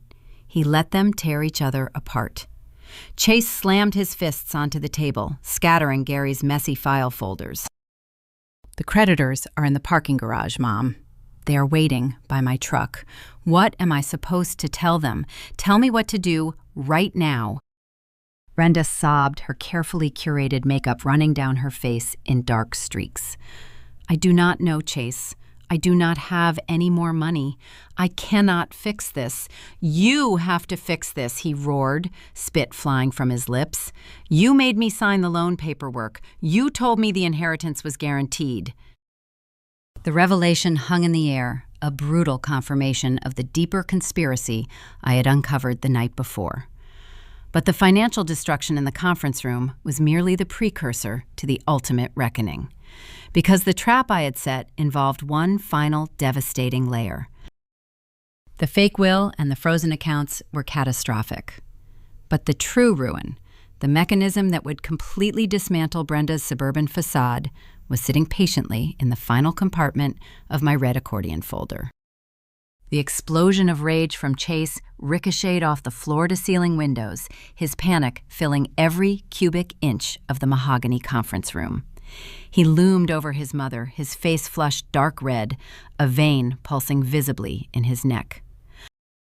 The violent creditors waiting in the underground garage were no longer an abstract threat. They were a reality, and his empty frozen bank accounts offered zero protection. He demanded an immediate solution from the woman who had spent his entire life shielding him from consequences. But Brenda, in a breathtaking display of narcissistic survival, executed a pivot so vicious and instantaneous it defied belief. She did not reach out to comfort her golden child. She did not attempt to soothe his panic or formulate a new escape plan. Instead, she shoved her plush leather chair backward, creating physical distance between herself and the son she had just bankrupted her soul to protect. She turned away from him entirely, her eyes locking desperately onto me. "Autumn, sweetie," Brenda cried, her voice trembling with an agonizing, manufactured sincerity. "You have to believe me. I did not know the extent of his theft. I swear I did not know he took $46,000. She raised a hand, pressing it dramatically against her chest, tears flowing freely down her ruined makeup. "He manipulated me," she continued, throwing Chase to the wolves with absolute, ruthless efficiency. "He told me he just needed a little help with rent and some business expenses. I was a grieving daughter trying to manage an impossible situation. When he asked me to use the power of attorney, I was just trying to keep the family intact. I thought the new will was what your grandmother wanted. He pressured me into filing it. You know how demanding he can be." Chase stopped yelling. His mouth hung open, a look of pure, unfiltered shock, replacing the blind fury on his face. The woman who had bought him designer sneakers while ignoring utility bills. The mother who had prioritized his comfort over my existence for 32 years was publicly branding him an extortionist to save her own skin. "You lying witch," Chase whispered, his voice shaking with betrayal. "You literally drove the forged document to the courthouse yourself." Brenda ignored him completely, keeping her tear-filled gaze fixed squarely on me. "Autumn, please. You have the farm now. You have the accounts. We can sort this out. I was a victim of his reckless gambling too. Do not let him drag me down with him." It was a masterful performance. If I were still the 12-year-old girl desperate for a shred of maternal affection, I might have believed the tears. I might have stepped in to save her, offering to cover her legal fees or pay off the angry men in the parking garage. But I was not a 12-year-old girl. I was an executioner, armed with the county registry database. I did not yell. I did not match her escalating hysteria. I simply unclasped the thick plastic buckle of the red accordion folder one final time. I reached into the back compartment and pulled out a heavy stack of papers, stapled together in the upper left corner. The top sheet bore the official seal of the County Recorder of Deeds. I placed the stack deliberately in the center of the mahogany table, right between Brenda's manicured hands and Chase's clenched fists. "You did not forge the will because he pressured you, Mom," I said, my voice dropping to a low, chilling calm that commanded the entire room. "You forged it because you were terrified." Brenda looked at the stapled documents. Her breath hitched. The manufactured tears stopped flowing instantly. "Those are the public records for the property you live in," I explained, gesturing to the paperwork. 14 months ago, long before Evelyn ever entered hospice care, you quietly took out a $250,000 second mortgage on your pristine suburban home. The timeline aligns perfectly with the collapse of Chase's previous startup venture and his first encounter with aggressive private lenders. I turned my gaze to Chase, who was staring at the documents with a growing, horrified comprehension. "You bailed him out," I continued, outlining the architecture of their mutual destruction. "You drained $250,000 in equity to keep him from getting his legs broken a year ago." But Chase burned through that bailout cash and immediately started demanding more. And when the money ran out, he did what entitled predators always do. He turned on his host. I pulled a second, much thinner sheet of paper from the red folder. It was a printed email correspondence, the final puzzle piece I had extracted from the digital ledger portal the night before. I slid it across the table toward Jonathan Sterling. Chase knew you were financially leveraged to the breaking point because of him, I stated, watching Brenda's eyes widen in absolute terror as the plot twist revealed the full depth of her criminality. He knew you could not afford the monthly payments on that secret second mortgage without a massive influx of cash. So he blackmailed you. He threatened to expose your financial ruin to the church community, to your friends, to everyone who admired your perfect, curated life.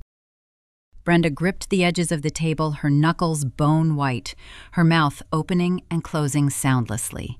He forced you to invoke the power of attorney to steal the $50,000 from my joint account, I said, laying out the undeniable sequence of events. But even that was not enough to satisfy his new lenders. He needed the farm.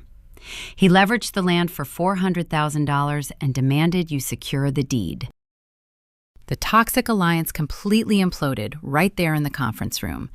The illusion of the supportive mother and the ambitious son disintegrated, leaving only two desperate criminals tethered together by blackmail and felony fraud. If Chase does not get the farm to pay his new debts, the private lenders waiting downstairs will destroy him. I summarized the brutal reality of their situation. And without the proceeds from the farm sale, you cannot cover the second mortgage. The bank will foreclose on your house. You will lose the manicured lawn, the status, the admiration, everything you value. You are locked in mutually assured destruction. You forged that will to save your own suburban facade, Mom, I finished, my voice ringing with finality. You risked prison because you were more afraid of public embarrassment than you were of committing a felony. The silence shattered. Brenda shrieked a raw, guttural sound devoid of any performative grace. She lunged across the table, grabbing the printed email correspondence and tearing it into shreds, her hands shaking violently. "You ungrateful, malicious little girl," she screamed, spitting the words at me. "I gave you life. I raised you. You owe me." Chase ignored the shredded paper. He turned on his mother, his face contorted in a mask of primal fury. "You told me the second mortgage was a gift. You told me the farm was guaranteed. You ruined my life. I ruined your life." Brenda shrieked back, spinning to face him, her voice echoing off the glass windows. "You parasitic failure. I leveraged my home for you. I committed fraud for you. You have bled me dry for a decade, and you still cannot pay your own debts." They screamed at each other, their masks entirely gone. The polished veneer of the grieving family was replaced by a vicious screaming match between two cornered animals tearing at each other to survive. Gary, the strip mall attorney, cowered in his chair, frantically stuffing files into his briefcase, desperate to escape the blast radius of the imploding conspiracy. Jonathan Sterling sat quietly, observing the destruction with the detached interest of a seasoned legal veteran. I looked at Luke.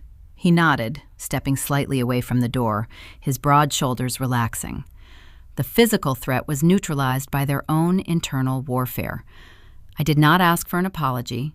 I did not demand the stolen $50,000 back. The money was gone, but the trap I had built had cost them infinitely more. They had lost the farm, the inheritance, their homes, their reputations, and their freedom. I stood up, smoothing the front of my tailored jacket.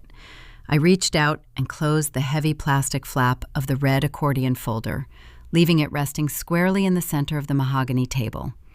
It was no longer a tool of defense.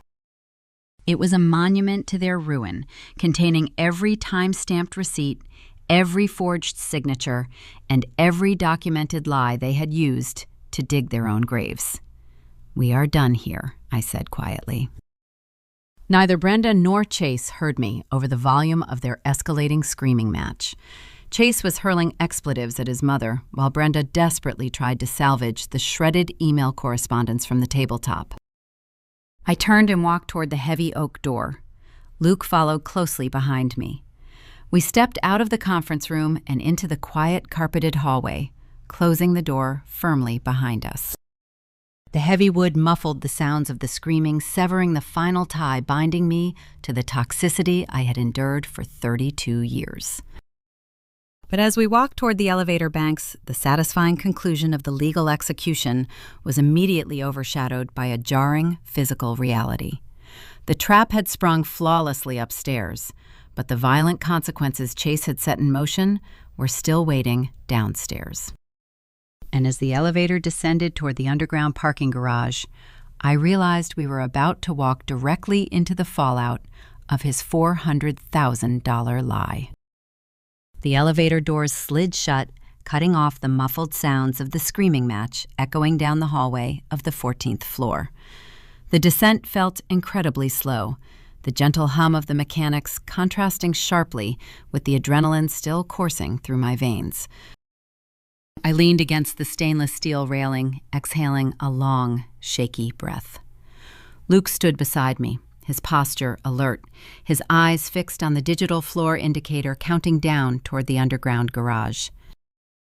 We stepped out into the dimly lit concrete cavern. The air smelled of exhaust fumes and damp earth. I scanned the rows of parked cars, immediately locating my beat-up work truck parked near the concrete pillars. But as we walked toward it, the physical reality of Chase's reckless gambling materialized in the shadows. Two men were leaning against the hood of a dark gray SUV parked 2 spots away from my truck. One of them was the heavy-set man in the worn leather jacket who had crushed my flower beds the previous morning. The other was taller, leaner, wearing a dark suit that did not entirely conceal the unnatural bulk near his shoulder holster. They were not looking at my truck. Their gaze was locked entirely on the entrance to the elevator banks, waiting for the golden child to deliver a $15,000 down payment that no longer existed. I did not break stride.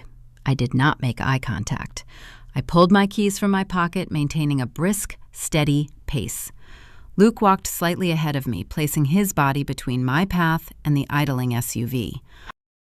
The men watched us pass, their expressions cold and assessing, calculating whether we possessed any value to their collection efforts.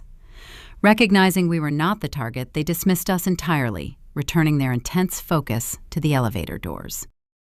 We climbed into the truck, locking the doors immediately. I started the diesel engine, the roar echoing loudly in the enclosed concrete space. As I pulled out of the parking spot and drove toward the exit ramp, I glanced in the rearview mirror. The men remained perfectly still, a silent, violent consequence, waiting patiently for Chase to walk out of the building. The drive back to Olathe felt remarkably different than the tense, agonizing journey into the city. The oppressive humidity had finally broken, yielding to a torrential summer downpour that washed the dust from the windshield. The rhythmic thumping of the wipers matched the steady, calming beat of my own heart. The administrative fortress I had built had held against the siege. The trap had sprung with absolute perfection. Now I simply had to wait for the brutal mathematical consequences of their greed to finalize the destruction. The fallout was surgical, relentless, and incredibly swift. I formally assumed full legal control of the Evelyn Wild estate the following Monday. Jonathan Sterling filed the authentic blue-backed will with the county probate registry, seamlessly withdrawing the fraudulent document Gary had submitted. The transition was smooth and undeniable. The 100-acre farm, the liquid assets, and the life insurance trust officially transferred into my name. The moment the authentic will became public record, the carefully curated facade Brenda had spent decades building began to collapse in spectacular fashion. Chase never walked out of that office building to face the men waiting by his truck. Sterling later informed me that my brother had barricaded himself inside the conference room, refusing to leave until the private lenders finally abandoned the parking garage hours later. Terrified of the physical violence awaiting him over the phantom $15,000 check, Chase made a desperate, coward's choice. He fled the state in the middle of the night. He did not pack his belongings. He did not leave a forwarding address. He simply abandoned the shiny black Ford truck in Brenda's driveway, packed a single duffel bag, and vanished crossing the state line before dawn.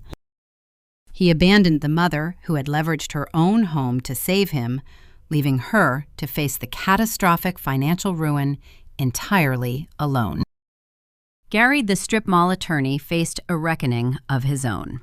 Jonathan Sterling, a man who did not tolerate ethical breaches within his profession, filed a comprehensive grievance with the State Bar Association. He provided the time-stamped video affidavit, the mismatched ink analysis, and the documentation of the forged signature. Gary's license to practice law was suspended, pending a formal disciplinary hearing. His small, chaotic office was shuttered within a week, the garish geometric ties packed away in cardboard boxes. But the most devastating and poetic justice fell upon the woman who had orchestrated the entire criminal conspiracy. Because the fake inheritance fell through and Chase abandoned his financial obligations, Brenda defaulted almost immediately on the massive debts she had co-signed. The $250,000 second mortgage she had taken out to bail Chase from his previous failures required substantial monthly payments she could no longer afford without the influx of cash from selling Evelyn's farm. The bank initiated foreclosure proceedings on her beautiful, immaculate suburban home within 45 days. The process was entirely public. Notice of default signs were taped to the front door of the house, where she had proudly hosted church group dinners for decades. The manicured lawn withered, turning brown under the late summer sun as the utility companies shut off the automated sprinkler system. The social isolation she had attempted to inflict upon me during her malicious Facebook smear campaign reversed course with brutal efficiency. Olathe is a small town, and public probate records are easily accessible. When the community learned that Brenda had attempted to forge a dying woman's will, steal her own daughter's business funds, and collude in a $500,000 predatory lending scheme, the backlash was absolute. The same neighbors who had offered prayers and sympathy in the comment sections of her fraudulent posts now crossed the street to avoid walking past her. Mrs. Gable, the Sunday school teacher who had shunned me in the grocery store aisle, reportedly asked Brenda to resign from her position on the church hospitality committee. The icy stares and unspoken judgments were no longer directed at the veterinary clinic. They were aimed squarely at the woman who had weaponized her own grief for financial gain. The destruction of the abusers' lives was complete, not through any act of malicious vengeance on my part, but through the unavoidable consequences of their own actions. I did not evict Brenda. The bank did. I did not drive Chase out of the state. The private lenders did. I simply refused to be the safety net that absorbed the impact of their falls. I spent the next 3 months untangling the complex logistics of the estate transfer. I utilized the funds from the life insurance spendthrift trust exactly as Evelyn had intended. I paid off the lingering mortgage on my veterinary clinic entirely, securing the business against any future financial instability. I hired a second large animal veterinarian to assist with the grueling farm calls, allowing me to finally reduce my 80-hour work weeks to a manageable schedule. I purchased the digital X-ray machine, installing it in a newly renovated diagnostic suite at the clinic. The pristine white equipment represented the tangible realization of the promise my grandmother had made in that quiet hospice room. But while the business thrived, the emotional residue of a 32-year war required a different kind of healing. The toxic family dynamic had been dismantled, but the silence left in its wake occasionally felt heavy. I had won the battle, but I was standing in the ruins of the only family I had ever known. Late one Tuesday evening, I sat at the kitchen island nursing a cup of chamomile tea. The house was quiet, the rhythmic ticking of the wall clock marking the passage of time. The red accordion folder was no longer resting on the counter. It was securely locked in a fireproof safe in my home office, its contents preserved as a permanent historical record. Luke walked into the kitchen, tossing a stack of graded history papers onto the table. He leaned against the counter, studying my face in the warm yellow light. "You look tired," he observed, his voice gentle. "I am," I admitted, swirling the tea bag in the hot water. The adrenaline is finally wearing off. It feels strange not waiting for the next disaster to hit. "That is what peace feels like, Autumn," he said, reaching across the counter to cover my hand with his own. "You spend your whole life bracing for an impact, and when the threat is finally gone, the quiet feels unnatural. But you earned this quiet." He was right. I had built the administrative fortress, documented the fraud, and navigated the gauntlet of legal and emotional warfare. I had survived the theft, the smear campaigns, and the physical threats. But the quiet peace Luke described was about to be interrupted one final time. Because the golden child, despite his cowardly midnight escape, could not resist reaching out from the shadows, attempting to pull me back into the wreckage he had created. And the final unexpected confrontation would provide a level of profound, satisfying closure I never anticipated. The transition from late summer to early autumn arrived with a crisp bite in the Kansas air. The leaves on the massive oak tree shading my front yard had already begun to turn, shifting from vibrant green to a brittle, rusted gold.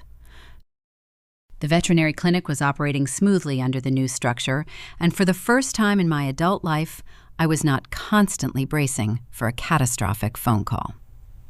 The silence in my home felt earned, heavy, and permanent. But old patterns possess a stubborn, aggressive gravity, attempting to pull you back into orbit long after the central star has collapsed. It was a Tuesday evening, nearly 6 weeks after the disastrous conference room confrontation. I was sitting on my front porch, wrapped in a thick wool cardigan, watching the sun sink below the horizon. The sky was streaked with violent smears of pink and bruised purple. I was reviewing a supplier inventory list, the clipboard resting comfortably on my lap, enjoying the solitude. The crunch of tires on gravel broke the stillness. A vehicle turned slowly into my driveway. It was not the brand new lifted Ford truck or the immaculate silver sedan Brenda used to drive. It was a faded, rust-spotted compact car that looked like it had survived multiple minor collisions. The engine rattled and whined before sputtering to a harsh, rattling stop near the edge of the lawn. The driver's side door opened with a metallic groan. Brenda stepped out.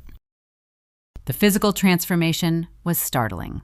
The curated suburban matriarch who had sat at the head of the mahogany table, dispensing saccharine Christian forgiveness, was entirely gone. Her hair, previously maintained with weekly salon appointments, was pulled back into a messy, uneven knot. She wore oversized sweatpants and a faded gray sweater. The designer blazer and the subtle pearls had likely been sold to cover a fraction of the legal fees mounting against her. She looked smaller, deflated, stripped of the arrogance that had fueled her for 3 decades. She did not storm up the walkway. She hesitated at the edge of the gravel, her shoulders hunched as if expecting a physical blow. She walked slowly toward the porch, stopping at the bottom of the wooden steps. "Autumn," she said, her voice thin and ragged, carrying a desperate, trembling quality I had never heard before. I did not stand up. I did not set the clipboard aside.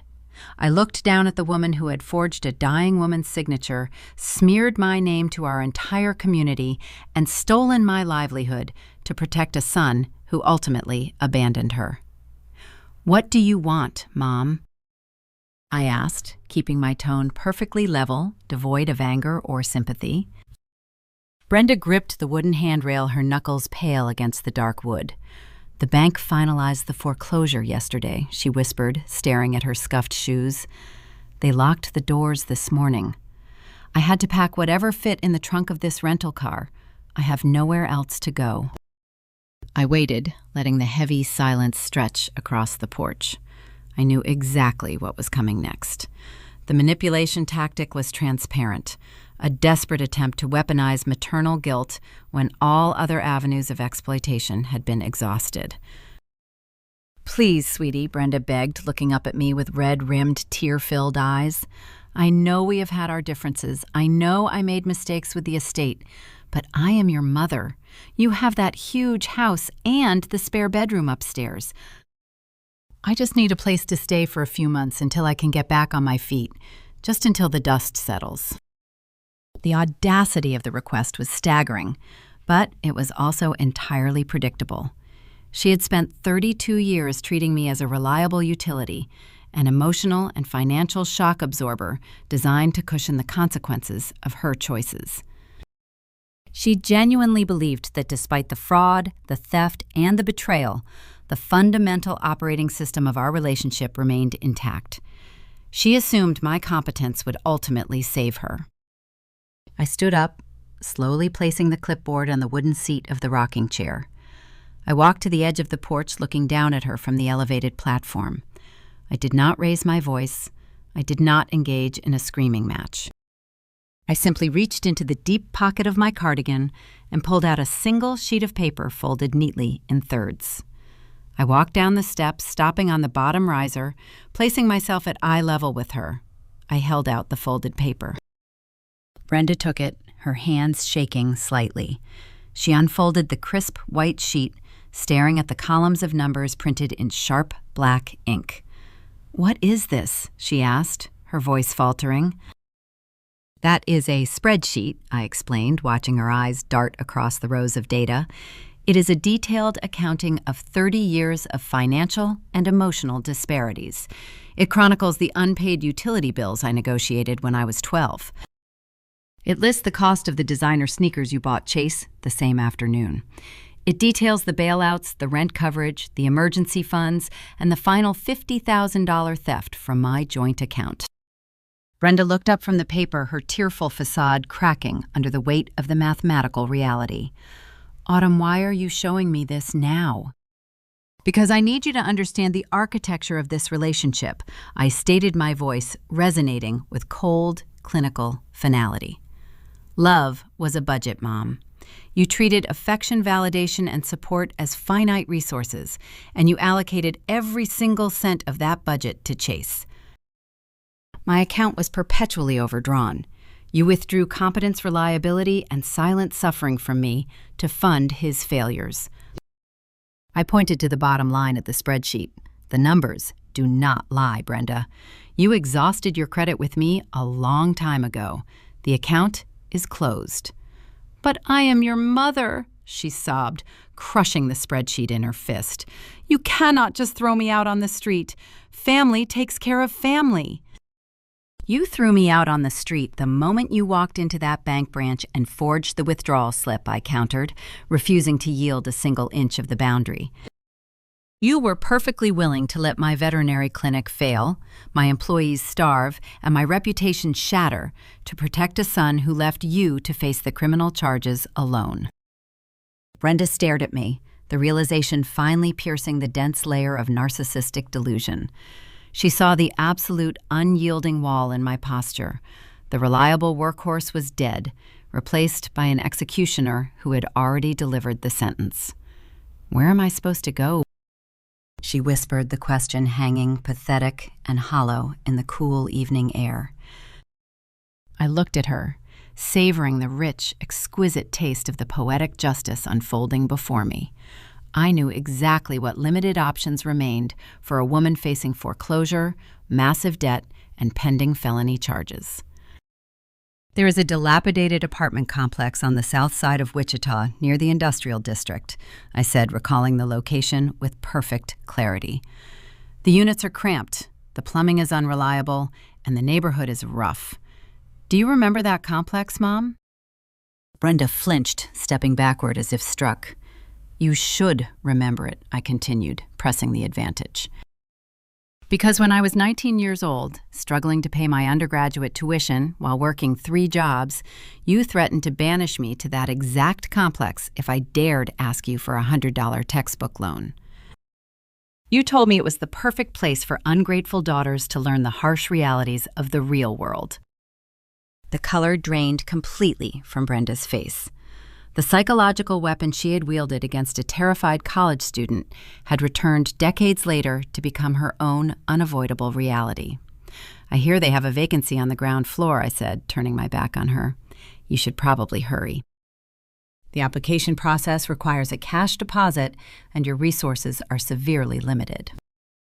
I walked up the wooden steps, my boots sounding heavy and definitive against the porch boards. I did not look back. I did not watch her stumble toward the rusting rental car. I reached the front door, grabbed the brass handle, and stepped inside my home. I closed the heavy oak door, pushing it firmly into the frame. The deadbolt engaged with a loud metallic click, a sound representing absolute, permanent security. The boundary was sealed. I stood in the entryway for a moment, letting the silence of the house wash over me. The air inside was warm, smelling faintly of roasted garlic and the wood smoke from the fireplace Luke had lit earlier in the evening. The faint rattle of Brenda's rental car engine starting and driving away faded into the distance until it was swallowed completely by the quiet Kansas night. I walked into the living room. Luke was sitting on the sofa reading a hardcover history book, the firelight casting flickering shadows across the room. He looked up, closing the book, marking his page with a leather ribbon. "Is she gone?" he asked, his voice gentle. "Yes," I replied, sitting down next to him, feeling the tension bleed out of my muscles. "She is gone." The toxic ecosystem had been entirely dismantled. The golden child was a fugitive, running from violent creditors and federal tax audits. The manipulative matriarch was banished to a cramped basement apartment, facing criminal prosecution and public disgrace. The abusers had been crushed not by malicious vengeance, but by the brutal mathematical consequences of their own choices. But as I sat by the fire enjoying the hard-won peace, I knew the story required one final closure. Chase, the architect of the extortion, the coward who had fled the state, would inevitably attempt to reestablish contact. Predators always return to the feeding ground when hunger overrides their fear. And when his desperate message finally arrived, it would provide the ultimate, unexpected payoff, closing the ledger permanently. The transition from autumn to deep winter was sharp and uncompromising, settling over the Kansas plains with a biting frost that hardened the earth. The veterinary clinic flourished under the new operational structure, the expanded staff handling the grueling seasonal workload, while I finally reclaimed the balance I had sacrificed for a decade. The heavy, suffocating dread that had defined my relationship with my family was entirely gone. In its place was a crisp, clean clarity. 6 months had passed since the heavy oak door clicked shut, separating my life from Brenda's ruined reality. The silence had been profound, absolute, and deeply restorative. But as the winter solstice approached, the inevitable echo of the past attempted to breach the silence. I was sitting in my newly renovated home office finalizing the end-of-year tax documentation for the clinic. The vintage green tin recipe box sat proudly on the corner of my mahogany desk, directly next to the dried-out Mont Blanc fountain pen. They were the physical anchors of my survival, the quiet, generational truth that had dismantled a criminal conspiracy. My cell phone buzzed against the polished wood. The caller identification displayed a restricted number. I knew exactly who was on the other end of the line. Predators driven by desperation and consequence eventually circle back to the territory they once exploited. I pressed the green icon and put the call on speakerphone, setting the device next to the recipe box. "Autumn," a voice rasped through the small speaker. It was Chase. The unearned arrogance, the swaggering entitlement that had defined his existence was completely eradicated. His voice was thin, panicked, carrying the hollow acoustics of a cheap burner phone purchased in some anonymous gas station hundreds of miles away. I did not offer a greeting. I leaned back in my leather desk chair, waiting. "Autumn, please do not hang up," Chase pleaded, the words tumbling over each other in a frantic rush. "I need help. The IRS froze everything. I cannot get a legitimate job because the audit flagged my Social Security number. The guys from the lending firm they tracked down my location in Denver last week. I had to run again. I am sleeping in my car in South Dakota. The engine block cracked yesterday. I am freezing. Autumn." I listened to the desperate litany of his self-inflicted destruction. He had abandoned his mother, fled the state, and attempted to hide from a $400,000 predatory debt and a federal tax audit. Now cornered and freezing, he was attempting to activate the old programming demanding that the reliable workhorse absorb the impact of his failures. "I just need $5,000, Chase begged, his breath hitching audibly. "Just enough to fix the car and get further west. You have the farm, you have the life insurance trust. $5,000 is nothing to you now. If you wire the cash, I promise I will never contact you again." The silence stretched across the digital connection. I looked at the Mont Blanc pen resting on the desk, the instrument Evelyn had used to secure my future and document his theft. "You misunderstand the terminology, Chase," I said, my voice projecting a cold, unyielding finality. "I do not have $5,000 to give you." "What are you talking about?" he stammered, the panic spiking higher. "You have the entire estate." "I have the estate," I confirmed. "But your portion of the inheritance was already dispersed. Evelyn explicitly documented it in the public record. You received an early advance of $46,214.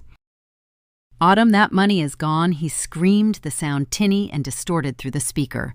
"I spent that money months ago. The lenders are going to break my legs. I am sleeping in a freezing car.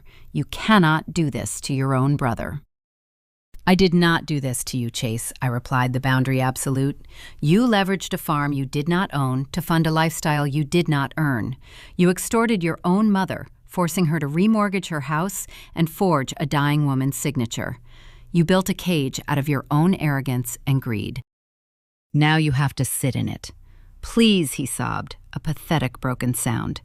"Family takes care of family. The account is closed, Chase," I stated cleanly, severing the final tether. "Do not call this number again." I reached out and pressed the red icon disconnecting the call. The silence rushed back into the office, warm and secure. I blocked the restricted routing prefix, ensuring the barrier remained impenetrable. I felt no guilt, no lingering obligation. Walking away from toxic family is not always a loud, violent explosion. Sometimes it is a quiet, mathematical realization that certain people are terrible investments of your soul. You cannot continue funding a deficit expecting a different return. I closed the tax ledger, powering down the computer monitor. I picked up my coat and walked out of the office, joining Luke in the kitchen. We grabbed our insulated jackets, stepping out into the biting winter air. We drove the short distance to Evelyn's 100-acre farm, the property now officially deeded in my name. The snow crunched loudly under the tires as we parked near the main farmhouse. The structure sat dark and empty, awaiting renovations, but the land surrounding it felt alive, holding the quiet, dormant energy of the winter season.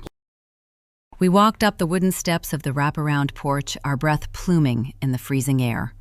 We leaned against the sturdy wooden railing, looking out over the sprawling acreage as the Kansas sun began its descent. The sky ignited with brilliant streaks of orange, crimson, and deep violet, reflecting off the pristine blanket of white snow covering the fields. "It is a beautiful property," Luke murmured, wrapping his arm around my shoulders, pulling me close against the chill. "It is," I agreed, resting my head against his chest, "and it is finally secure." Earlier that afternoon, I had visited Jonathan Sterling's office downtown. We finalized the paperwork, transferring the deed of the 100-acre farm into an ironclad, irrevocable trust. The trust was structured with meticulous precision, mirroring the protective mechanisms Evelyn had utilized. The property was secured against any future external claims, designated explicitly for the benefit of our future children. I had broken the generational curse forever.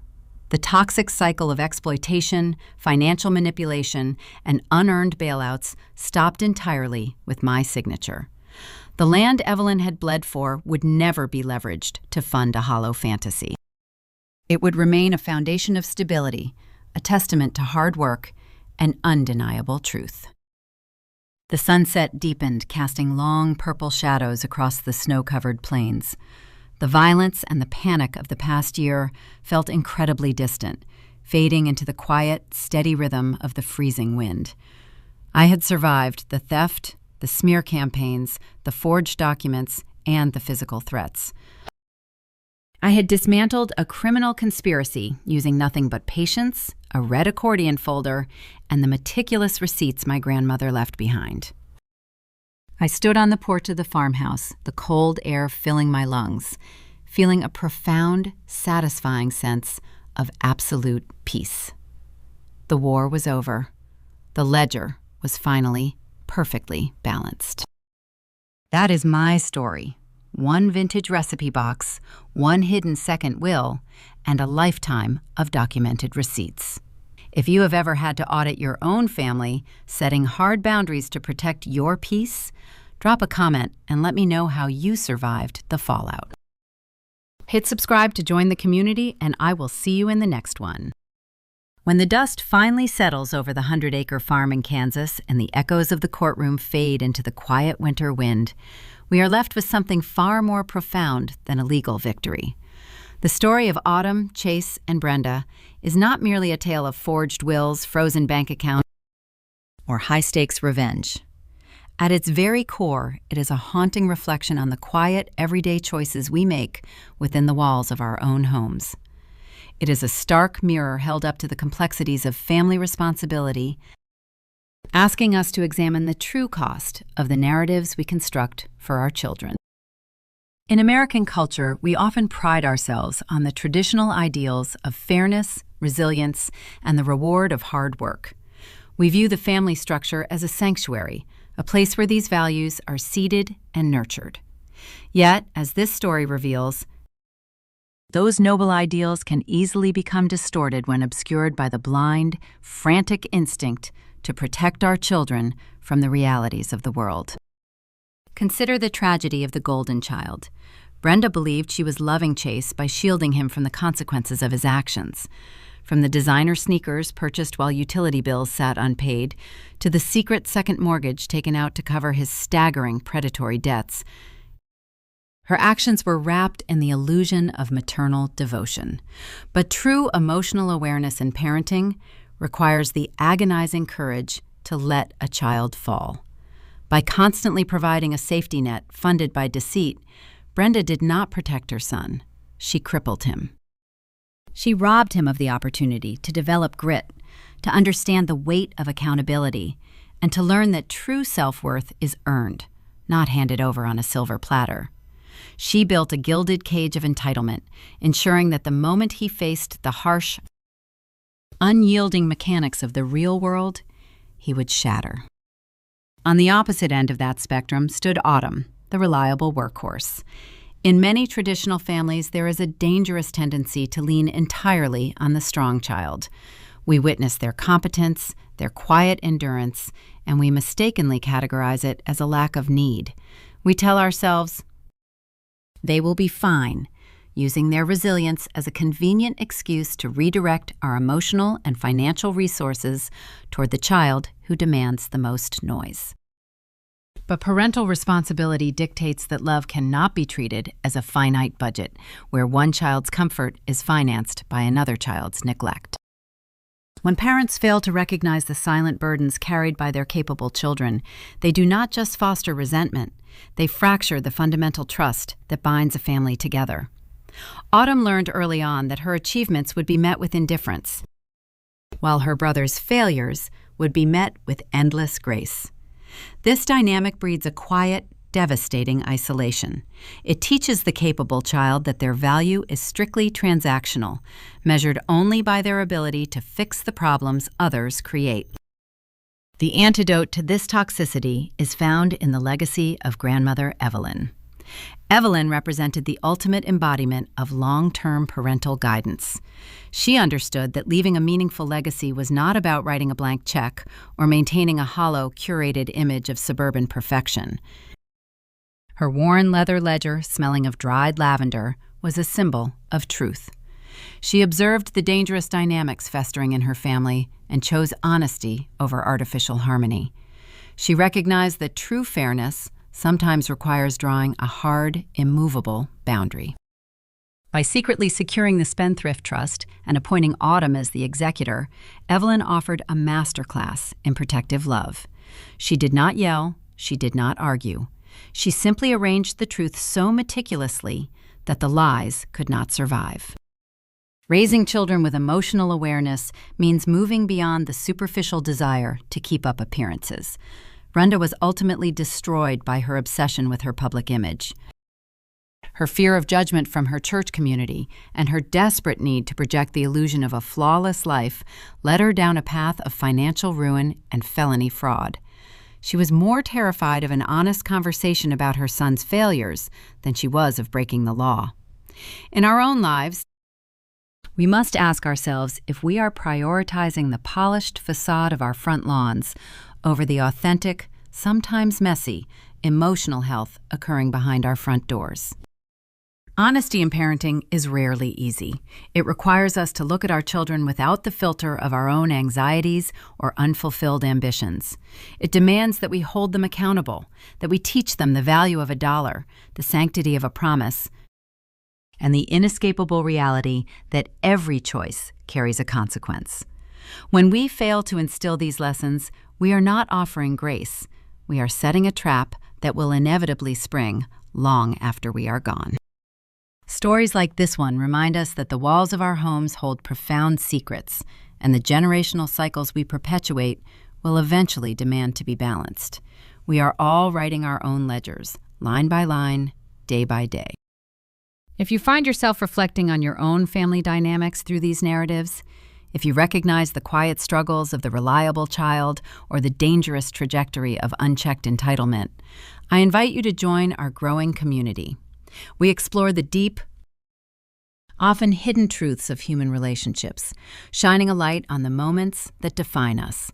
Follow the channel Eva Tells Stories, drop a comment with your own thoughts, and hit subscribe to journey with us through the complex tapestry of family life. As the evening settles and the house grows quiet, one cannot help but look around at the spaces we inhabit and the people we share them with. We hand our children keys every day, keys to our cars, keys to our homes, and most importantly, the keys to their own futures. But the question remains, lingering in the shadows of the hallway long after the lights are turned out. When the inevitable storms arrive and the illusions are stripped away, what exactly have we prepared them to unlock? Are we handing them a compass forged in truth, or are we simply handing them the heavy, rusted keys to a debt they can never repay? The answer, as always, is written quietly in the ledger of our daily choices, waiting for the ink to dry.